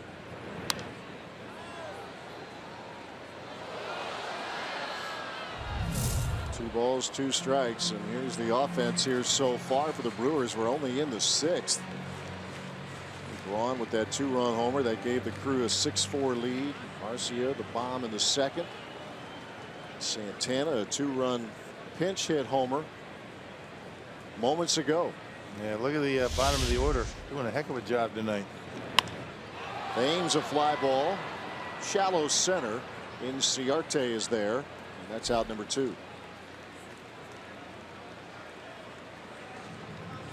Well, here comes Ryan Braun, and as he strolls to the plate, let's check out our Jimmy John's delivery of the game. We go back 1 whole inning ago. This is against Bartolo Colon. And no wall scraper there either. A 2-run shot to give the Brewers a 6-4 lead. Jimmy John's delivery of the game. Santana adding to it here in the 6th with a 2-run homer of his own. And Braun goes back up the middle. Hit number 13 for Milwaukee tonight. And the 3rd for Braun.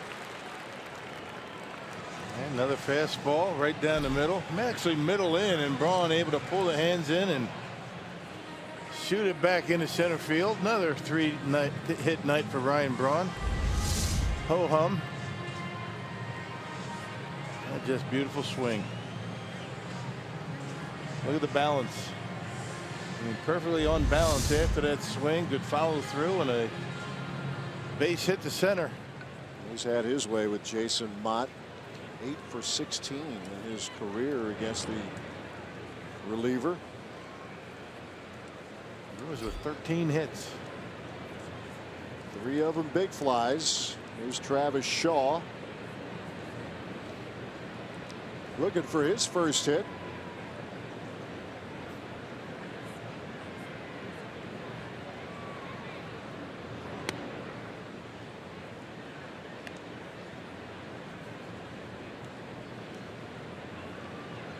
There's 18 RBIs though, behind only Eric Thames in this ball club. A lot of extra base hits, 14 of them with the 23 he has.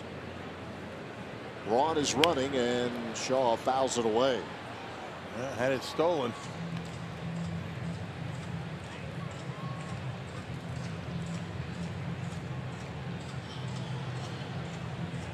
Ryan's 4 out of 5 this year in the stolen base department. 2 strikes and nothing to Shaw.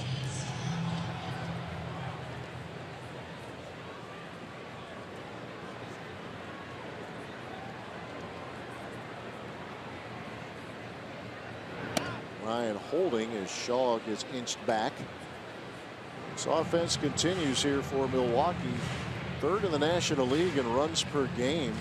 A bit more than 5, coming in 5.2. And 8 on the board here tonight. And we're just in the 6th.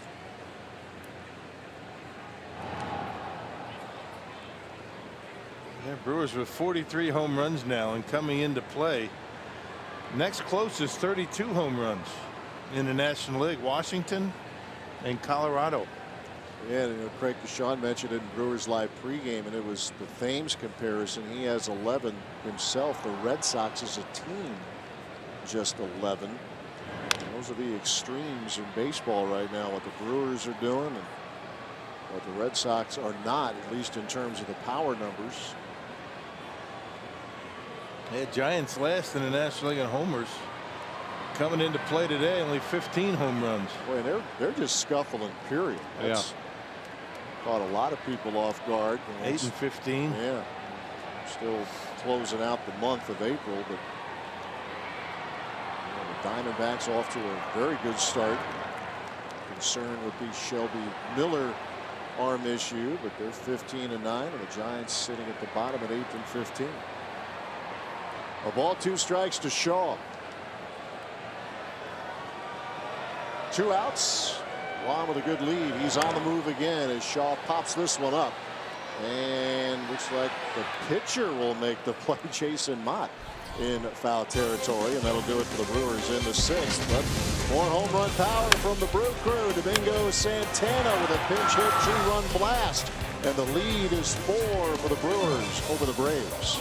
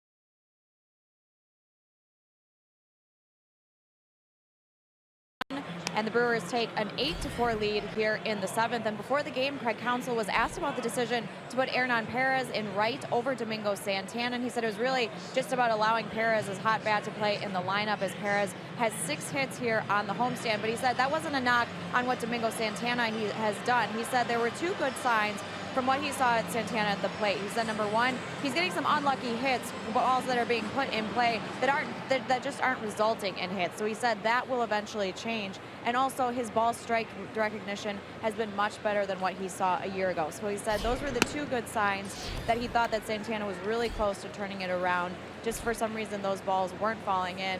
And he said, again, just because it's the first month of the season, it's a small sample size, so the line doesn't always indicate how a guy is doing at the plate.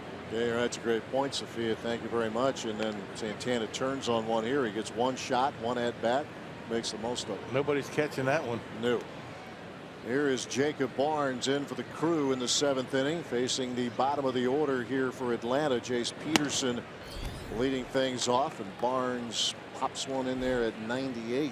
It has not allowed a run yet this year. They've been terrific. You know, that fastball, big velocity, and the cutter. That pitch right there, 92 miles an hour. Peterson tonight has doubled and has popped out the Jet Bandy. 2 balls, 2 strikes. You know, that pop out, you know, Peterson had to Bandy in the 4th inning. It was right after a walk. It was right after the inning where Chase Anderson had given up 4 runs. I think that pitch right there turned his inning.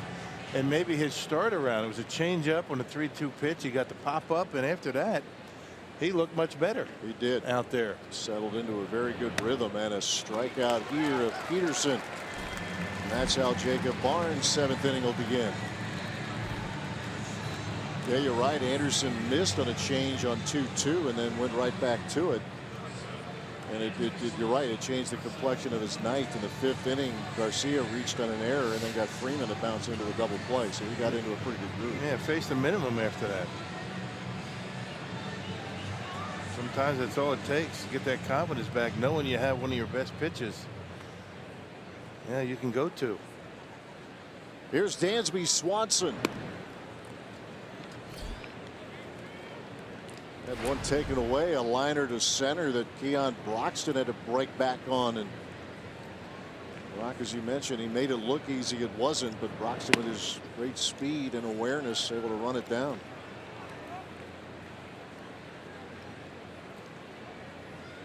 Two balls, no strikes to the young shortstop. Yeah, that one probably saved the run.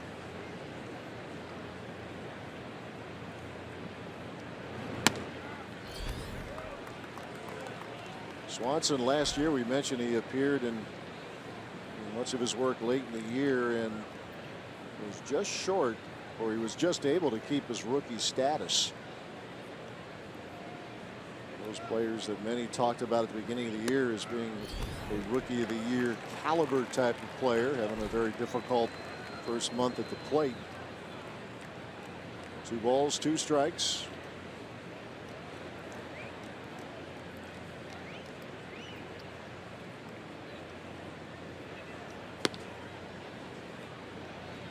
Barnes unscored upon. He is 1 of 5 in the big leagues who can make that claim now,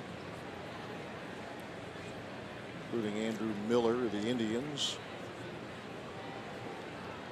Short list, but a 1-out walk of Swanson. That's the 2nd time that Swanson has walked tonight. Time now for our T-Mobile Unlimited baseball break.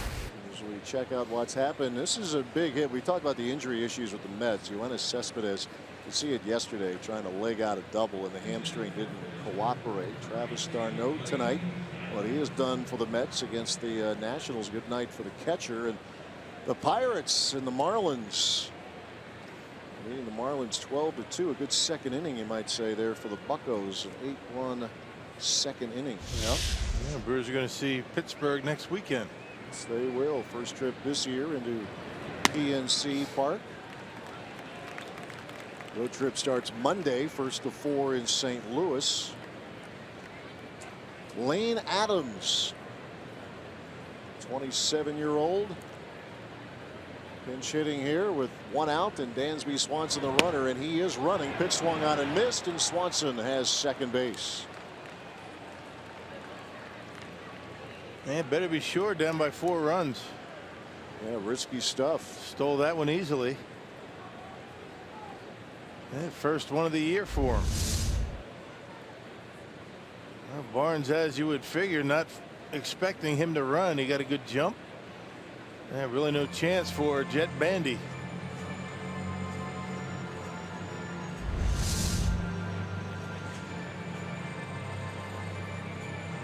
So a calculated risk. It worked for Swanson. He's in scoring position for Lane Adams. He's in search of his first big league hit. Had a cup of coffee with the Royals 3 years ago. 3 plate appearances, or 3 at bats. And then he is 0 for 1 as a Brave. And there's his first big league hit into right field. Swanson will apply the brakes on a base hit to right for Lane Adams. Man, pretty good approach right there on that cut fastball from Jacob Barnes, and hit it hard right in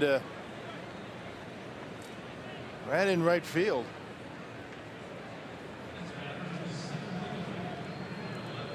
So a little perseverance there for Lane Adams. He gets his first hit in the bigs 3 years ago with the Royals briefly, and then fights his way back to the big leagues 3 years later. And 27-year-old now has a base hit.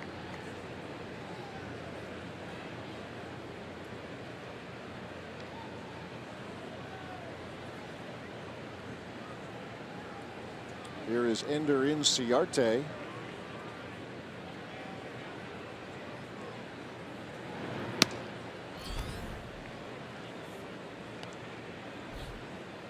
'97 and a pitch away from Jacob Barnes. Inciarte 1 for 3. RBI single in the third. Braves have something going with 1 out, down 4 in the 7th.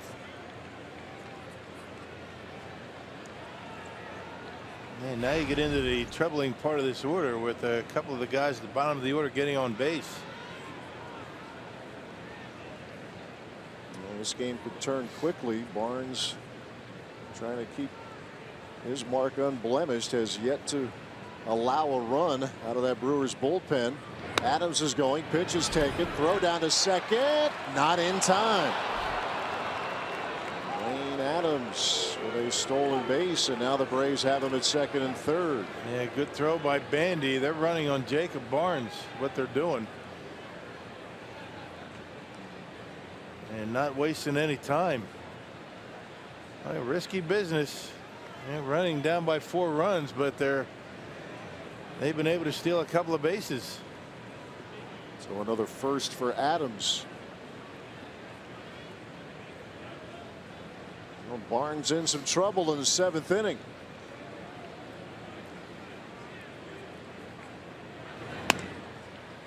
Inciarte trying to shake a slump. It's lasted over a week. Does have a hit tonight. Swanson at third, Lane Adams at second.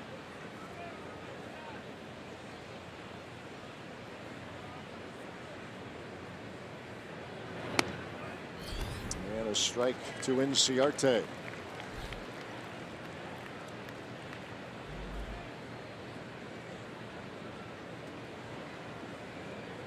See if Jacob can get a big out here. Adonis Garcia on deck.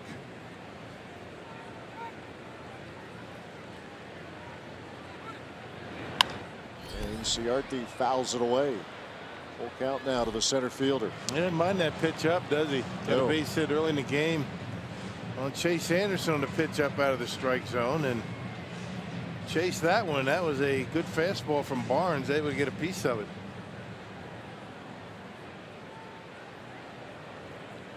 Full count to Ender Inciarte. 1 out and 2 on in the 7th. Fights that one off, fouls it away. His start last year was a slow one. Inciarte went on the DL early in the season last year. Pulled hamstring, didn't get back to action until the first week of May, and put together a very good year. Hit .291. Gold Glove winner out in center. Very steady outfielder in his career. The Diamondbacks are now with the Braves. Just bounced one off his foot, and he's feeling it. Not a big guy, but he's got some pop in his bat. He's got the 4 home runs. He's got a terrific throwing arm. You don't run on that guy. Very strong arm, very accurate. Kind of flies under the radar screen when you talk about, good young outfielders in the National League. Yeah, the moving of Swanson got a lot of attention, but Inciarte was part of that deal for Shelby Miller. Swanson, obviously the #1 draft pick 2 years ago.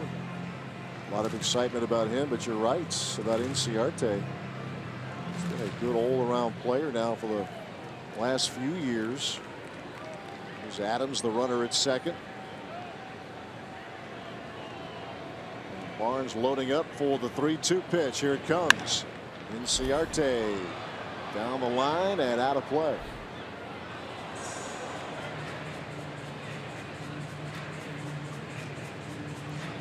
A lot of the advanced metrics very kind to Inciarte, including the wins above replacement. He scores very well in that category. Top 8 defensive WAR over the last 3 years. Ender Inciarte. 9th pitch of the at bat coming up here.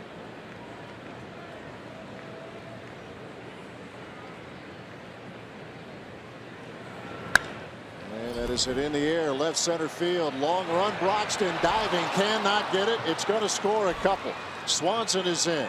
Lane Adams will score, and the Brewers' lead is cut to 2 on a 2-run double from Ender Inciarte. Yep, on a pitch up out over the plate. Yeah, he likes that pitch up. Even the big fastball. That ball just kept slicing away from Keon Broxton. Looked for a minute like he'd be able to get there, but it just kept slicing away. Look at this at bat. Tell you, not too many guys are going to be able to get on top of a fastball at about 96, 97. You see the way it's slicing away, and Broxton not able to come up with it. Well, he gave it his all, had a good angle on it, and just couldn't get there. And well, now the Braves bring the tying run to the plate. Well, we got a couple things going on here as the athletic trainer's taking a look at Ender Inciarte, and you can see why, as he was really coming up hobbling on his way to second. He's been a little banged up to begin with. His hand had been bothering him for a little over a week. Some type of a leg issue that it looks like he's going to play through here. That's the second time that the 8-9 spots in the batting order have been able to score runs. They've got 4 runs on the board, 8 and 9 in the batting order. And now you get into the tough part of the lineup. Still just 1 out, and here is Adonis Garcia. Well, you knew it wouldn't last forever. Jacob Barnes finally getting touched up. First time this season that has happened to him. And Garcia drops one into right field, a base hit.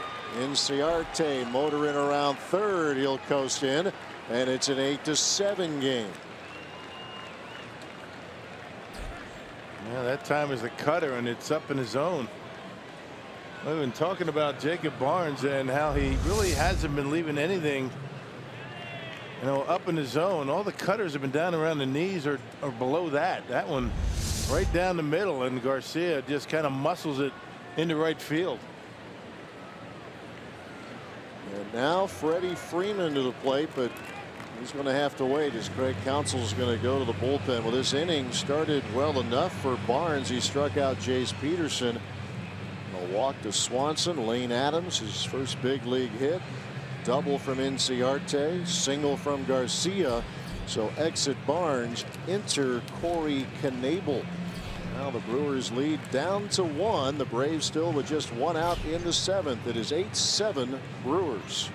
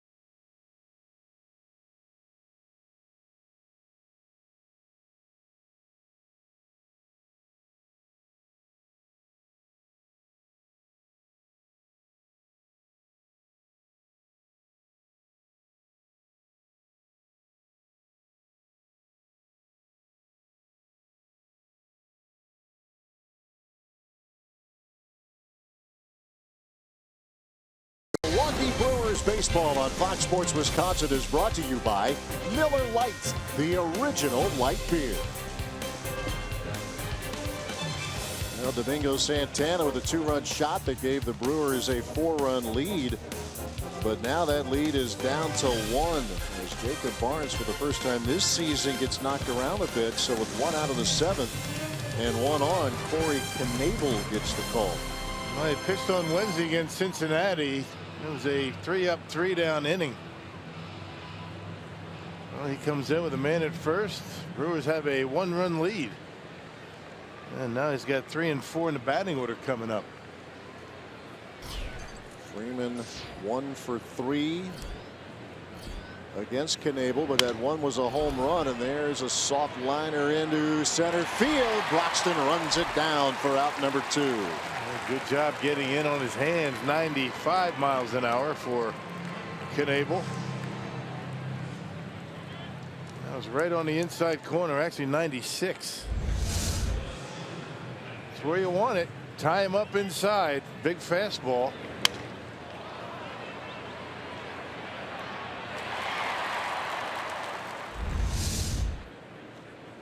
Big out right there with Garcia, the runner at first, and now Knebel will deal with Matt Kemp.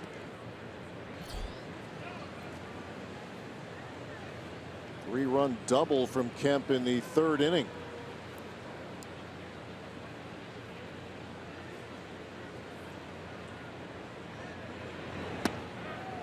Curveball is in there for strike 1.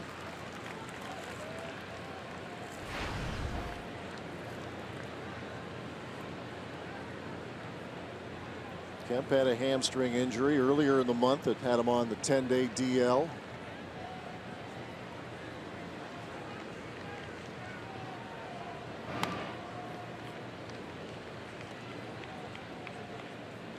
Two-time All-Star, great years with the Dodgers.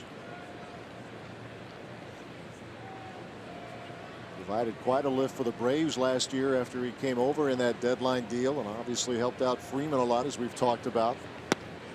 Had some injury problems toward the end of his time with the Dodgers, shoulder issues, and really affected his defense and the way he was swinging the bat.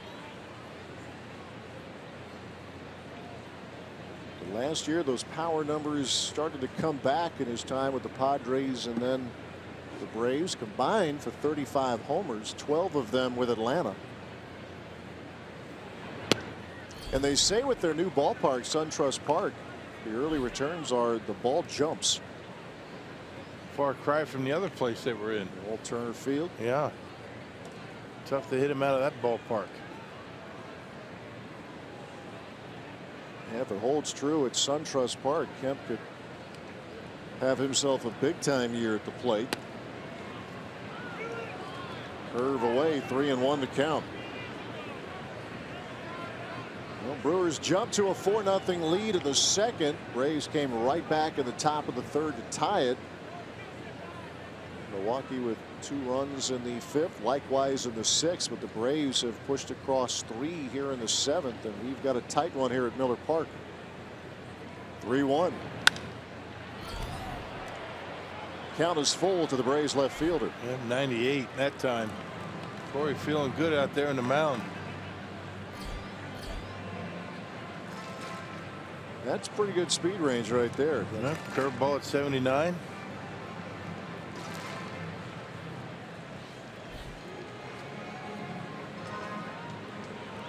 You know, in a perfect world, we'd see him in the 8th, but we're seeing him a little bit early here today. First real off outing for Jacob Barnes. Knebel ready with a payoff pitch to Matt Kemp.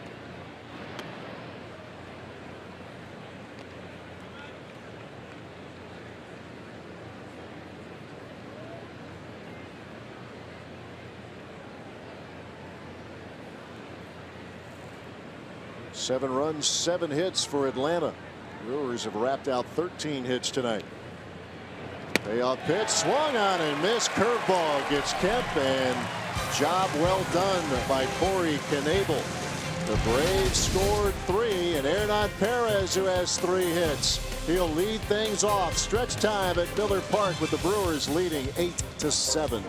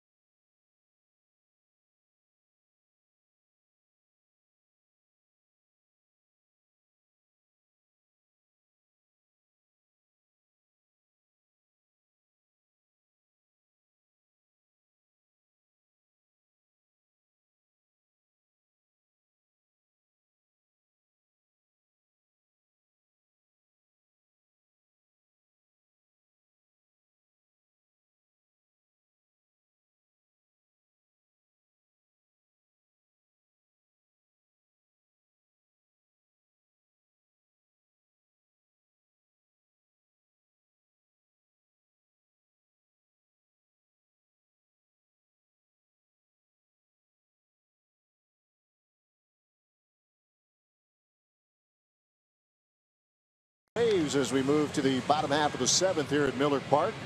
Hey, MVP membership is the only way to secure your seats at the new home of the Milwaukee Bucks, opening in the fall of 2018. Visit foxsportswisconsin.com/events for details on how to secure your seats today. Tough one last night for the Bucks, but a lot of reason to feel good about the future of that franchise. Yeah, that series, that game last night will sell a few seats. Well, I guess it was some kind of game. New pitcher here for the Braves, Josh Collmenter on the mound, the veteran acquired by the Braves last September. He'll face Hernan Perez, who's having himself quite a game. Yeah, pretty much straight over the top. Not big fastball, but he's got a terrific changeup. His changeup might be one of the best in the business. Collmenter made some starts against the Brewers all the way back in 2011 as a Diamondback. Yes, he did. Perez showing bunts. Yeah, 2011, including that divisional series, thrilling series. The Brewers got past the Diamondbacks. 0-2 pitch to Perez, and he'll lift one into left field. Routine for Matt Kemp. Out number 1.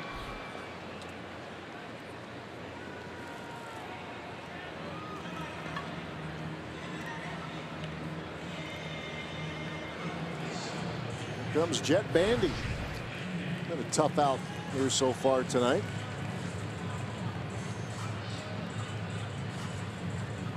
Note the stolen base for the Brewers catcher. And he really didn't even want to steal it. He was kind of running half speed down the line, down to second. Just hope to get a throw, maybe steal a run. Perez was at third base at the time. Yep, Braves didn't take the bait.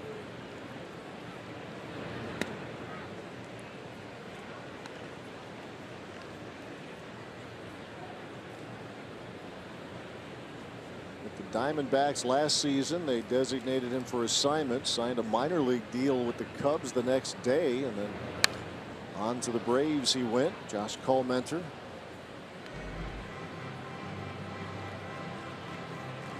Actually made 3 starts for Atlanta last year. 0-2 now to Jet Bandy. Bartolo Colon started. He went 5, gave up 6 runs. Jason Mott gave up a 2-run bomb to Domingo Santana in inning number 6. And Bandy is swing and a miss, and Collmenter quickly has 2 men out. Hey, got a change up by him. Hey, MLB.TV Premium is back and better than ever this year. Watch every out-of-market regular season game lineup on over 400 supported devices. Plus, get a free subscription to @Bat Premium, the #1 app for live baseball. Visit MLB.TV for details. 2 outs, nobody on for Keon Broxton.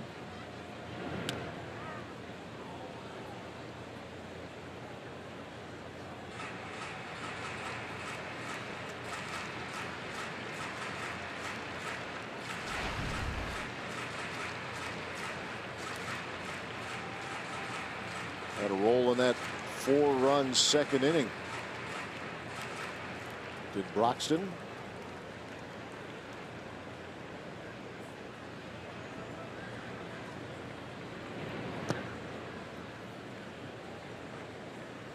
Yep, RBI double right before Orlando Arcia's 3-run homer. He drove home Hernan Perez. A ball, a strike to Broxton.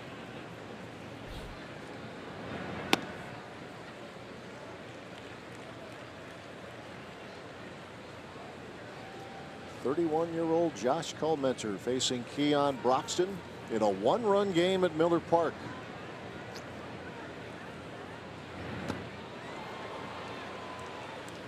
He out in front to even the count. Just unorthodox enough. If you're a young guy like Broxton, if you haven't seen Collmenter, he can throw you off. Yeah, right over the top, and he hides it pretty well. All of a sudden that ball is right on top of you and you don't even really see it coming. So it's right out of his hand. He hides it behind his back. and throws right over the top.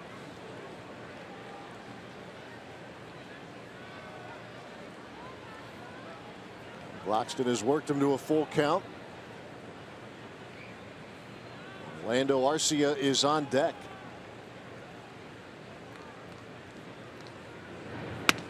And that is strike 3 called. Couple of strikeouts for Josh Culmenter here in the 7th inning as the Brewers go down in order. To the 8th we go, a 1-run game.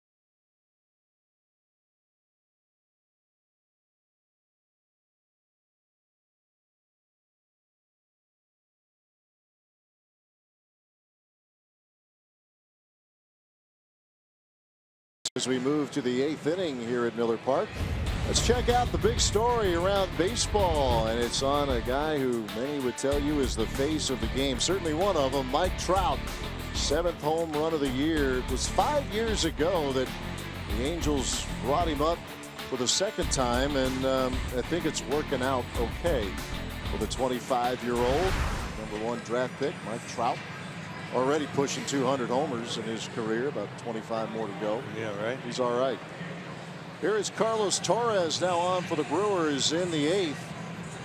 Corey Knebel finished up the 7th after Jacob Barnes gave up a couple of runs. Well, you got to kind of patchwork this rest of this game because Knebel had to come in last inning. That means Carlos Torres has the 8th, last pitch on Wednesday. And retired all 3 batters that he faced and stranded a couple of inherited base runners.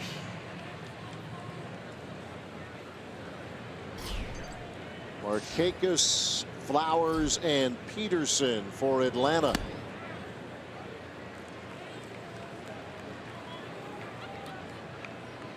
Markakis a double in 3 trips.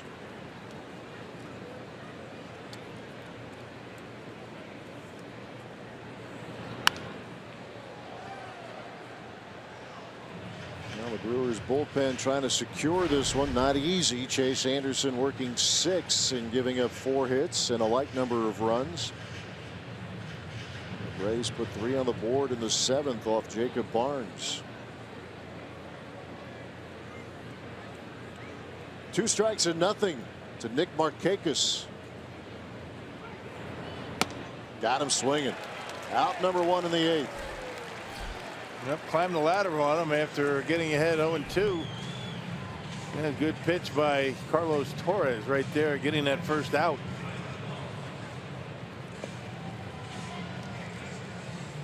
Here's Tyler Flowers.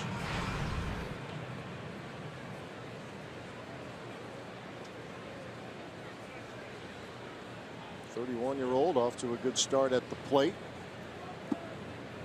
His walk tonight, 0 for 2 otherwise, a ground ball to 3rd and a fly ball to right.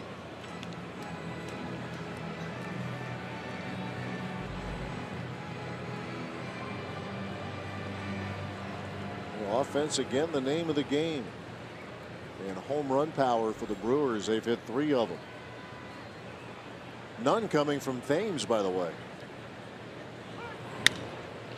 And Flowers punches one through into center field. And the tying run is on. I'd like to be able to get through this game without having to face Freeman and Kemp again, but every time the Atlanta Braves get a man on base makes that more difficult.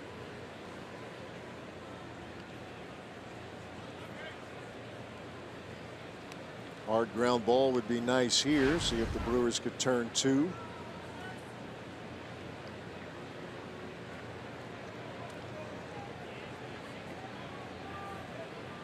One out, one on for Carlos Torres. He struck out Markakis. Gave up a hit to Tyler Flowers.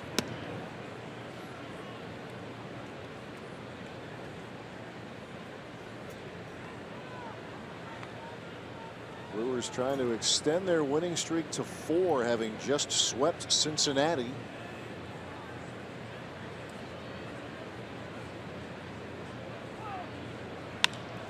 Peterson into center field. That's going to drop in front of Broxton. And with one out, 2 runners are on now for the Braves. I'll tell you, the bottom of this order has been tough to deal with tonight. Guys have been on base a lot. Starting with Flowers all the way down, they have made it difficult on this Brewers pitching staff. Yeah, both sides tonight. The bottom of the order very productive. Pinch runner now for Tyler Flowers. It's Julio Teheran, who served as a pinch hitter yesterday. He does all that, and he's a pretty good pitcher too. Yeah. And apparently can run a little.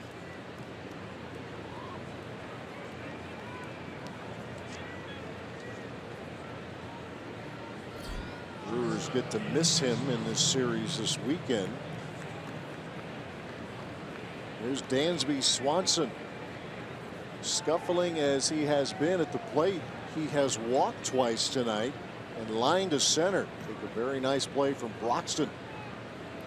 Take extra bases away from the Braves shortstop.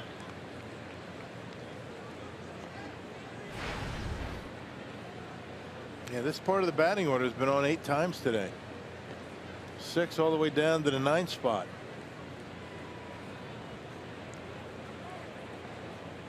The 1-0 pitch. Good cut and a foul ball from Swanson.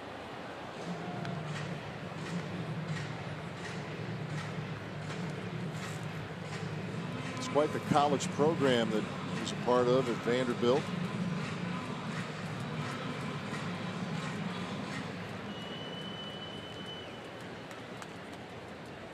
Very quickly works his way to the major leagues. Torres love to get a ground ball here. 1-1 the count. That was a good breaking pitch, more of a curveball that time.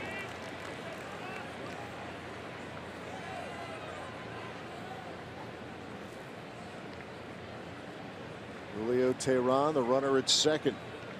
Jace Peterson at first. A ball, 2 strikes to Swanson. Got him swinging. Curveball, then he goes upstairs with the heat for out number 2. Yeah, that curveball got into his head and chased that fastball up out of the zone. Now you see the cutter up 93 miles an hour, and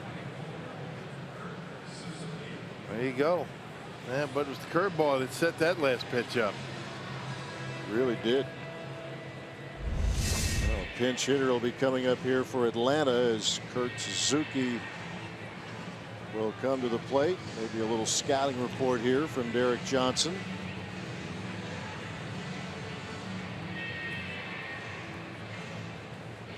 And you wonder if Brandon Phillips even available here tonight, because this would be a spot where you might see him. Yeah, and as you mentioned, he has had his share of success, to put it mildly, against the Brewers. But Suzuki, you see what he has done against Milwaukee in his career. He homered yesterday against the Mets. It was a 3-run homer for the 33-year-old. I guess the Braves didn't want to empty their bench completely. Figure Suzuki's got to come in the game anyway. Pinch ran for Flowers, so have him grab a bat.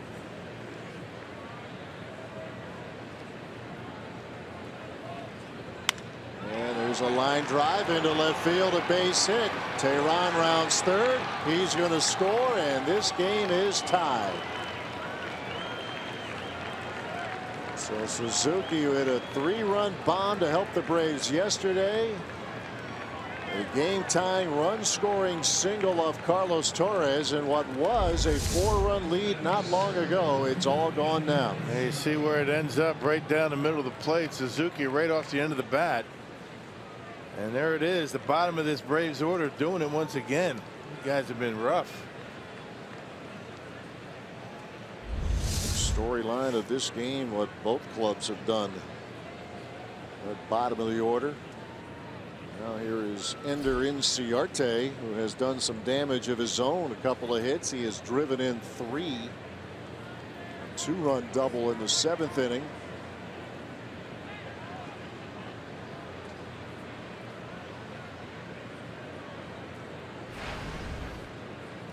So there will be no win tonight for Chase Anderson. Bullpen game now. Inciarte, a 2-hit night in 4 trips.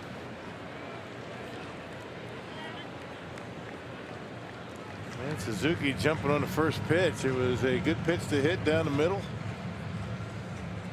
That's not where Torres wanted it to end up. He was thinking more down and away, but made the mistake, and the Braves jumped all over it. 2 outs and 2 on.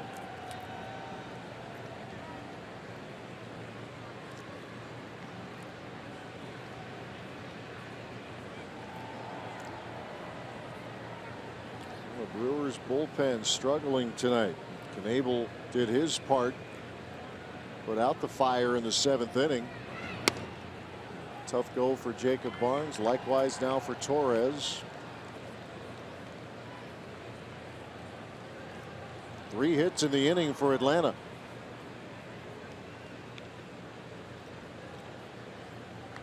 Jace Peterson, the runner off the bag at second. Suzuki at first. And a strike to Inciarte.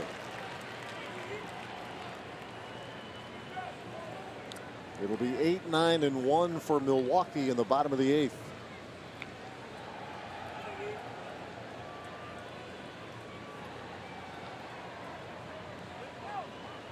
Two-one pitch. Braves now with 10 hits in the game.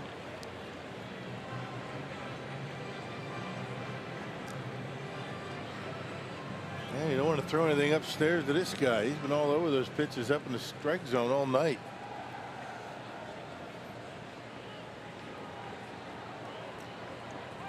Here's the 2-2.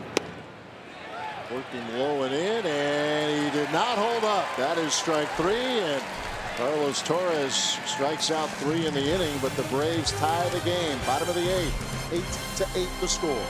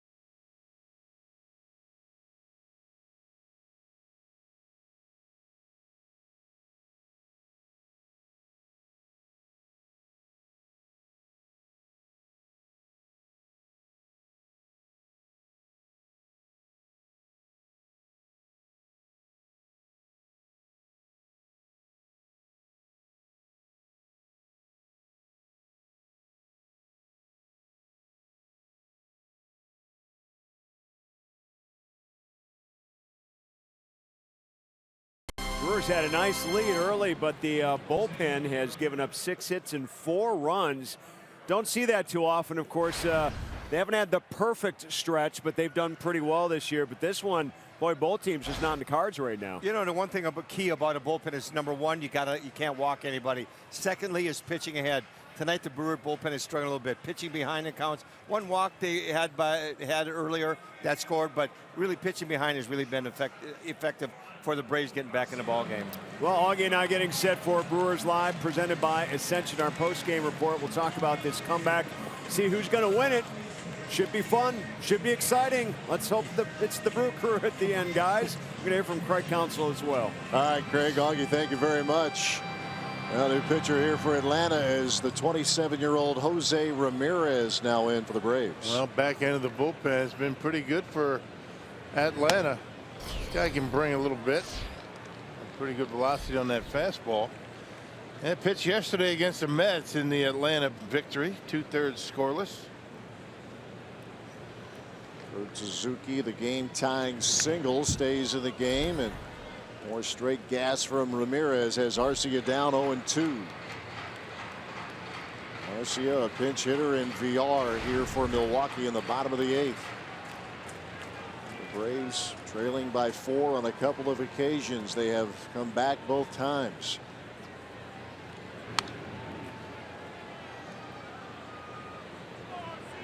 Very good night for Arcia with a 3-run homer, also a double in the 6th.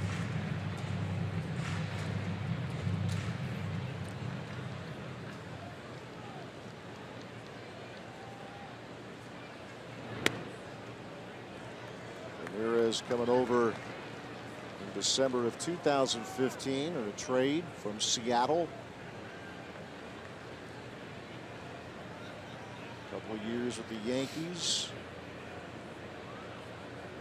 Second time around with the Braves, and that one buzzed the tower. 2-2.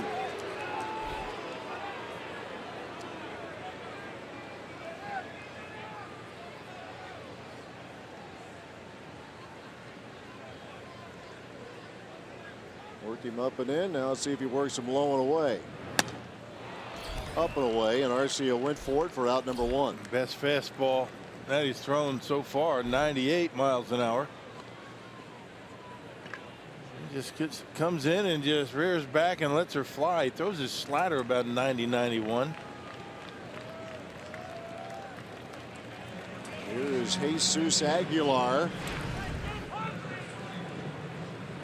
Well, we saw Santana break out of a tough stretch with a 2-run homer. Jesus in one of those tough runs right now as well.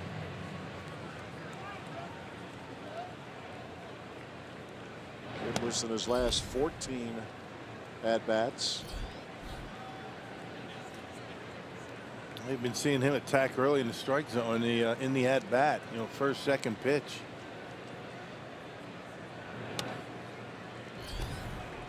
Watches another one sail high, 2-0 the count.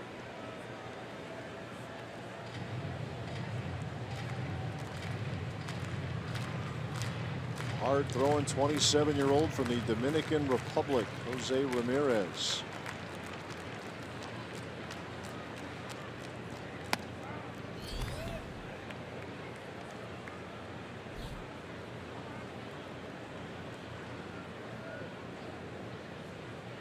Twelve different Brewers have homered this season. Aguilar could be number 13. Big cut. Did not get it. Who would have thought that he would be last, right? The spring training that he had and all the home runs. That's the way it goes, though. Yep, 7 in the Cactus League. Hit 30 to lead the International League last year in the Indian system at AAA Columbus. 2-2 the count.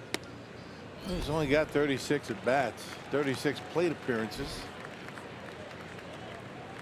The success of Eric Thames has made it difficult for him to find playing time. Yeah, no doubt.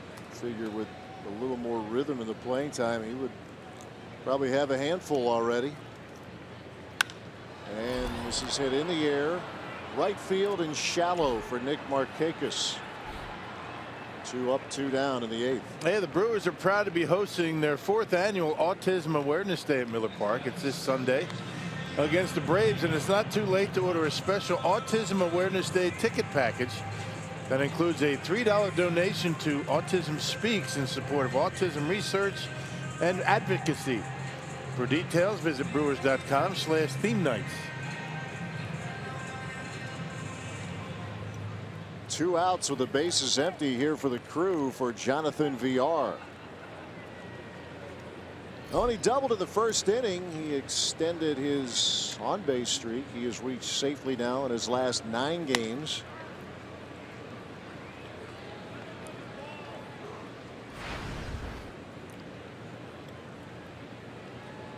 Quiet night since. He has not gotten the ball out of the infield. A couple of ground balls to second and a comebacker. And Ramirez just not messing around.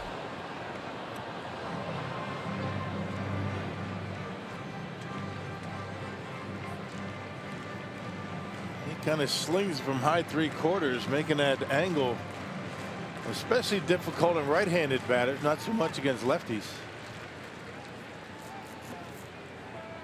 2 strikes and nothing to Jonathan Villar, and a wave and a miss, and it's a 1-2-3 inning. Jose Ramirez, we move to the 9th, tied at 8.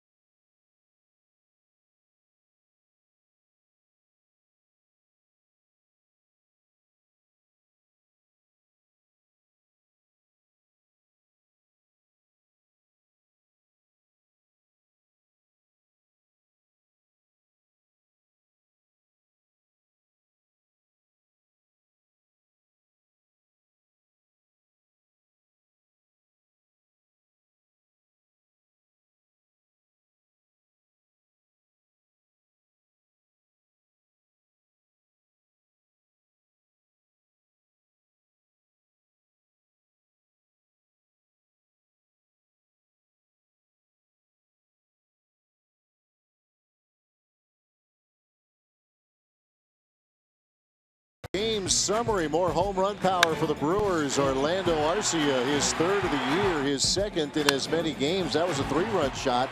Ryan Braun with a 2-run no-doubter, and then Domingo Santana, another 2-run homer. That made it 8-4 Brewers, but the Braves rallied with 3 runs in the 7th, and then in the 8th, Kurt Suzuki with his run-scoring single to left. And that has tied this game 8-8 as we move to the top of the 9th at Miller Park. And Neftali Feliz in here as he'll face the 2, 3, and 4 hitters for Atlanta. Adonis Garcia will lead things off. You see what Feliz has been able to do so far this year. The earned run average a bit high. He's had a couple of hiccups, but 5 for 6 in save opportunities. Craig Counsell thinking he get the Braves out in order here in the 9th and then pick up a run. Yeah, get a win for Feliz here. Last pitched on Wednesday against Cincinnati. A 3 up, 3 down 9th. Well, both bullpens will have their work cut out for it.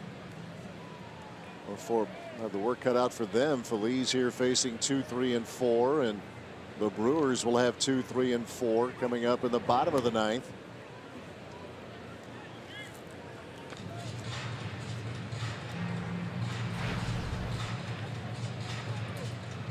An RBI single for Garcia coming in the 7th inning. An inning where the Braves scored 3 times. A ball, 2 strikes.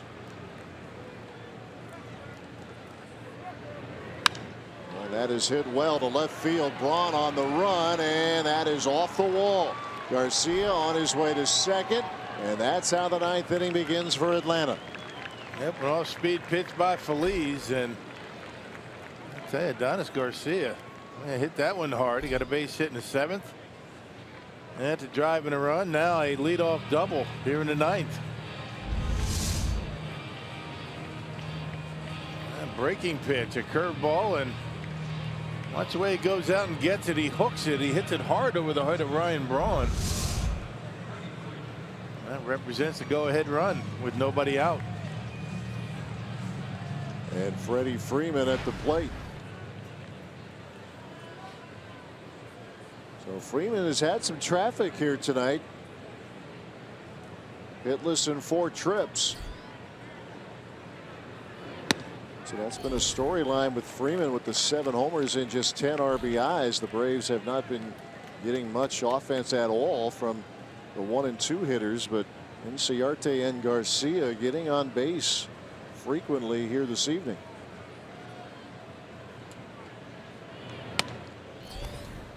Fastball sails high at 98s from Neftali Feliz. Yeah, Freeman's been up every time except for the first inning with men on base.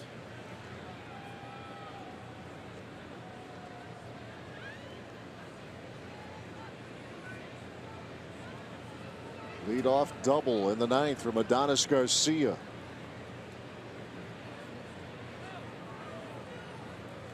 Freeman and Thames coming into this game in the top 5 in batting average. Freeman's on base percentage at .473. Slugging at a .733 clip.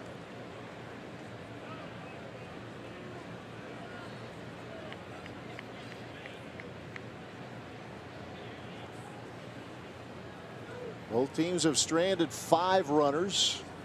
Both teams with double digits in the hit department.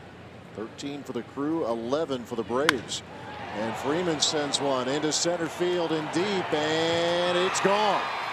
Freddie Freeman takes Feliz over the wall, and the Braves take the lead in the 9th.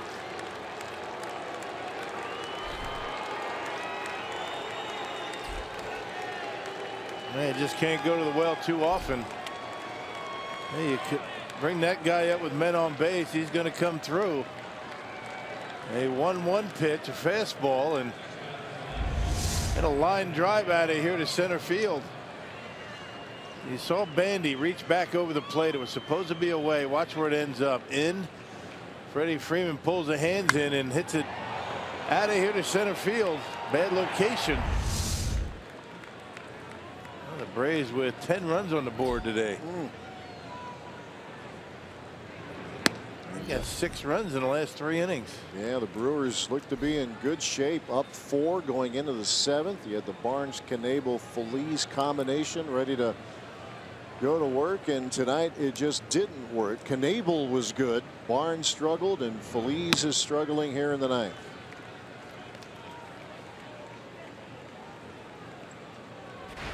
A slugfest in Milwaukee.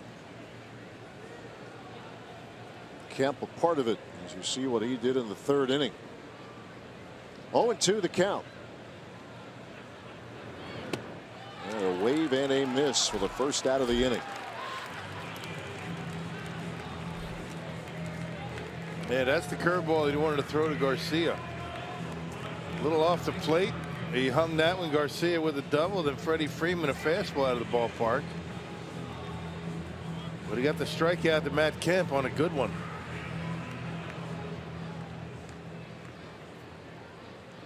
One out, another tough hitter for Feliz now as he will work against Nick Markakis. 3 for 8s in his career against Feliz, including a home run.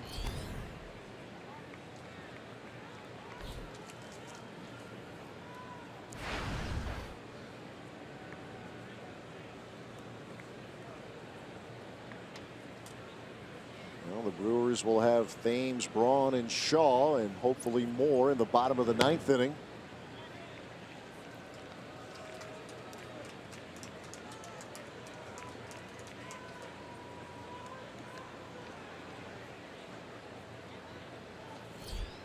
2-0 to Markakis.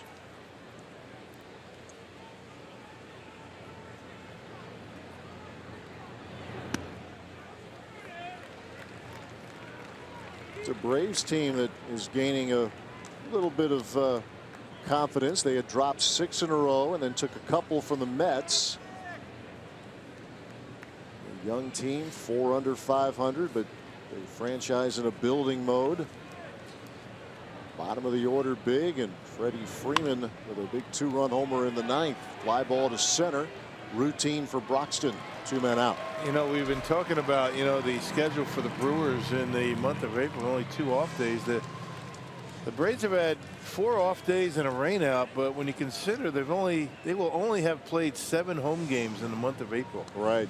They've been on the road the entire month just about. So I guess you could say that they've kind of hung in there pretty well with a very tough road schedule to start the year. Yeah, this is the 3rd stop in their latest road trip. Emilio Bonifacio now stepping in to pinch hit.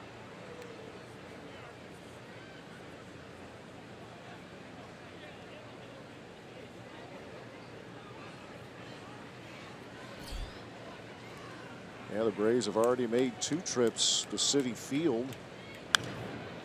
It's a home heavy month here for the Brewers with the 17 home games, and I mentioned just the 2 scheduled off days. And the first 3 road trips for the Atlanta Braves, all 3 city trips. Right. Yeah, Mets, Pirates, and Marlins, and now Phillies, Mets, and Milwaukee.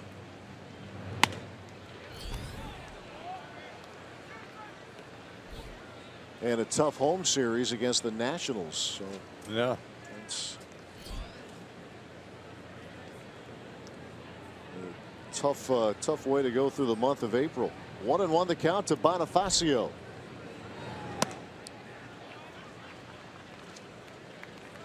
Yeah, they didn't open their brand new ballpark at home until April 14th.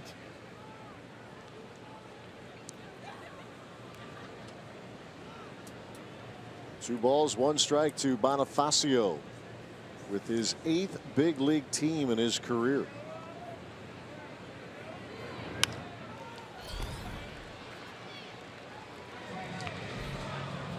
A 2-run homer from Freddie Freeman now. That stands as the difference in the game.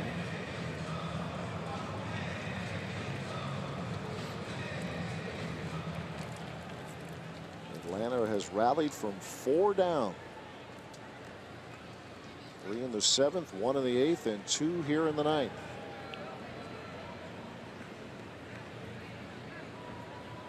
Two balls, 2 strikes.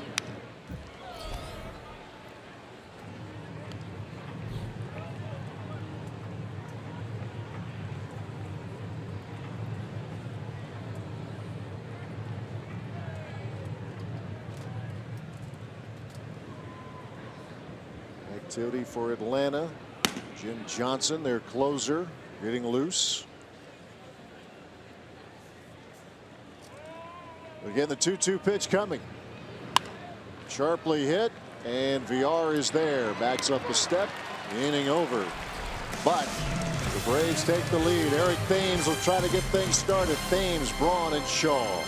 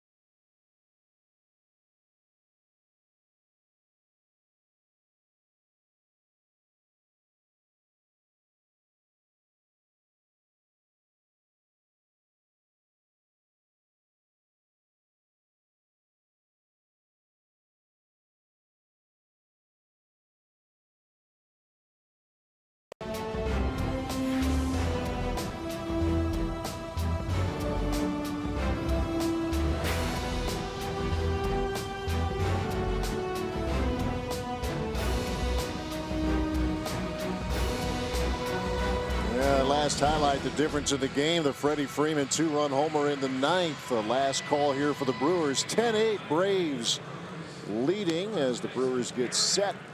Try to get something going. Before they do that, let's check out what's on tap, presented by Miller Lite. Game 2 of the series tomorrow. Jaime Garcia on the mound for the Braves. Jimmy Nelson gets the call for Milwaukee. We'll get our coverage started with Brewers Live at 5:30 tomorrow afternoon here on Fox Sports Wisconsin. Now Jim Johnson will try to close things out here for Atlanta. Yeah, 3 for 5 in saves so far this year. He had some huge save seasons with the Orioles.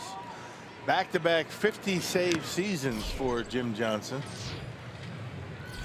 He's had a rough stretch, though. He's giving up some runs. Giving up 4 runs over his last inning and 2/3. So the Brewers, they have the guys up that they want. Yeah, saw that graphic. He has blown a couple of save opportunities of the 5 that he has had. And you have Thames, Braun, Shaw, and let's see if they could go back to back to back. That'd be fine, but we'll see how the Brewers fare against Johnson. If they can extend this 9th inning, get a comeback here. 1-2 to Thames. Brewers have put together 3 home runs tonight. Arcia, Braun, and Santana. 1-2 to Thames. Ball upstairs.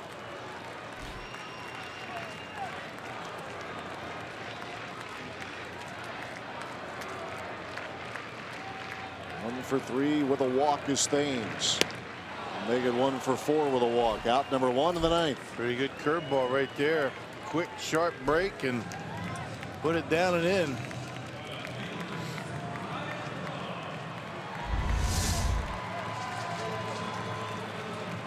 See that break going. It was in the strike zone, out of the strike zone quickly, down and in, and Thames swings right through it.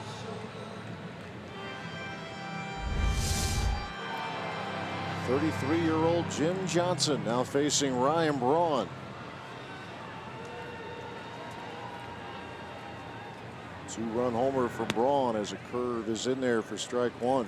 And you're right about Johnson with those back-to-back 50-plus saves that led the American League. Was an all-star with the Orioles in 2012. Had 20 saves for Atlanta last year. The Braves bullpen has had some ups and downs, and see if the Brewers can get to him here. Josh Callmencher was clean. Jose Ramirez clean. Brewers put 3 on the board against Jason Mott in the 6th. Or rather 2 on the board in that inning. 2-run homer from Domingo Santana. A ball, 2 strikes to Ryan Braun with 1 out of the 9th. Strike 3 called. Fastball. Takes care of Braun, and the Brewers are down to their final out. Yep, right on the outside corner. And 95 miles an hour, and maybe Brownie thinking curveball, but Jim Johnson put it right where he wanted it.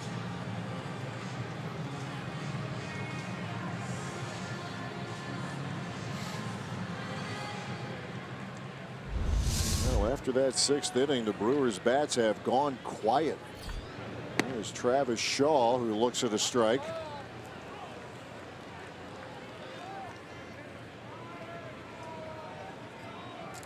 Nine straight Brewers retired. Now that Braves bullpen. 0-2 the count to Shaw.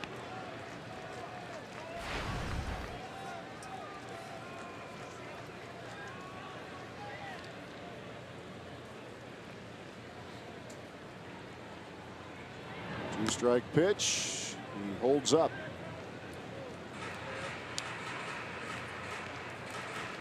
.13-hit night. Shaw trying to get his first knock of the game and give Hernan Perez another crack at it.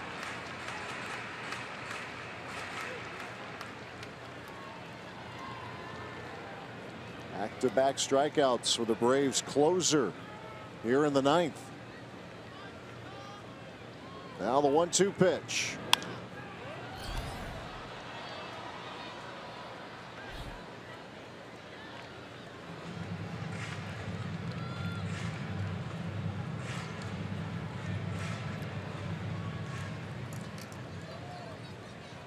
get to Perez, they could be in business. Arenado has 3 hits here in the game. Here comes the 1-2. Just missed.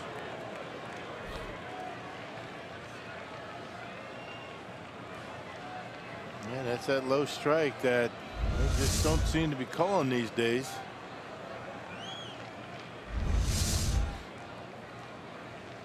Another chance for Shaw at the 2-2. A little chopper first base side. And the Braves come from behind to take game 1 of this series. The Brewers led 8-4. Atlanta rallied to tie. Freddie Freeman a 2-run homer in the 9th. As the Braves now extend their winning streak to 3 and the Brewers run stops at 3. Atlanta wins the opener 10-8. Let's send it down to Craig Kashawn, ready to roll with Brewers Live. Okay, Matt. Boy, what a bummer out here, huh? 4-0, 8-4 lead.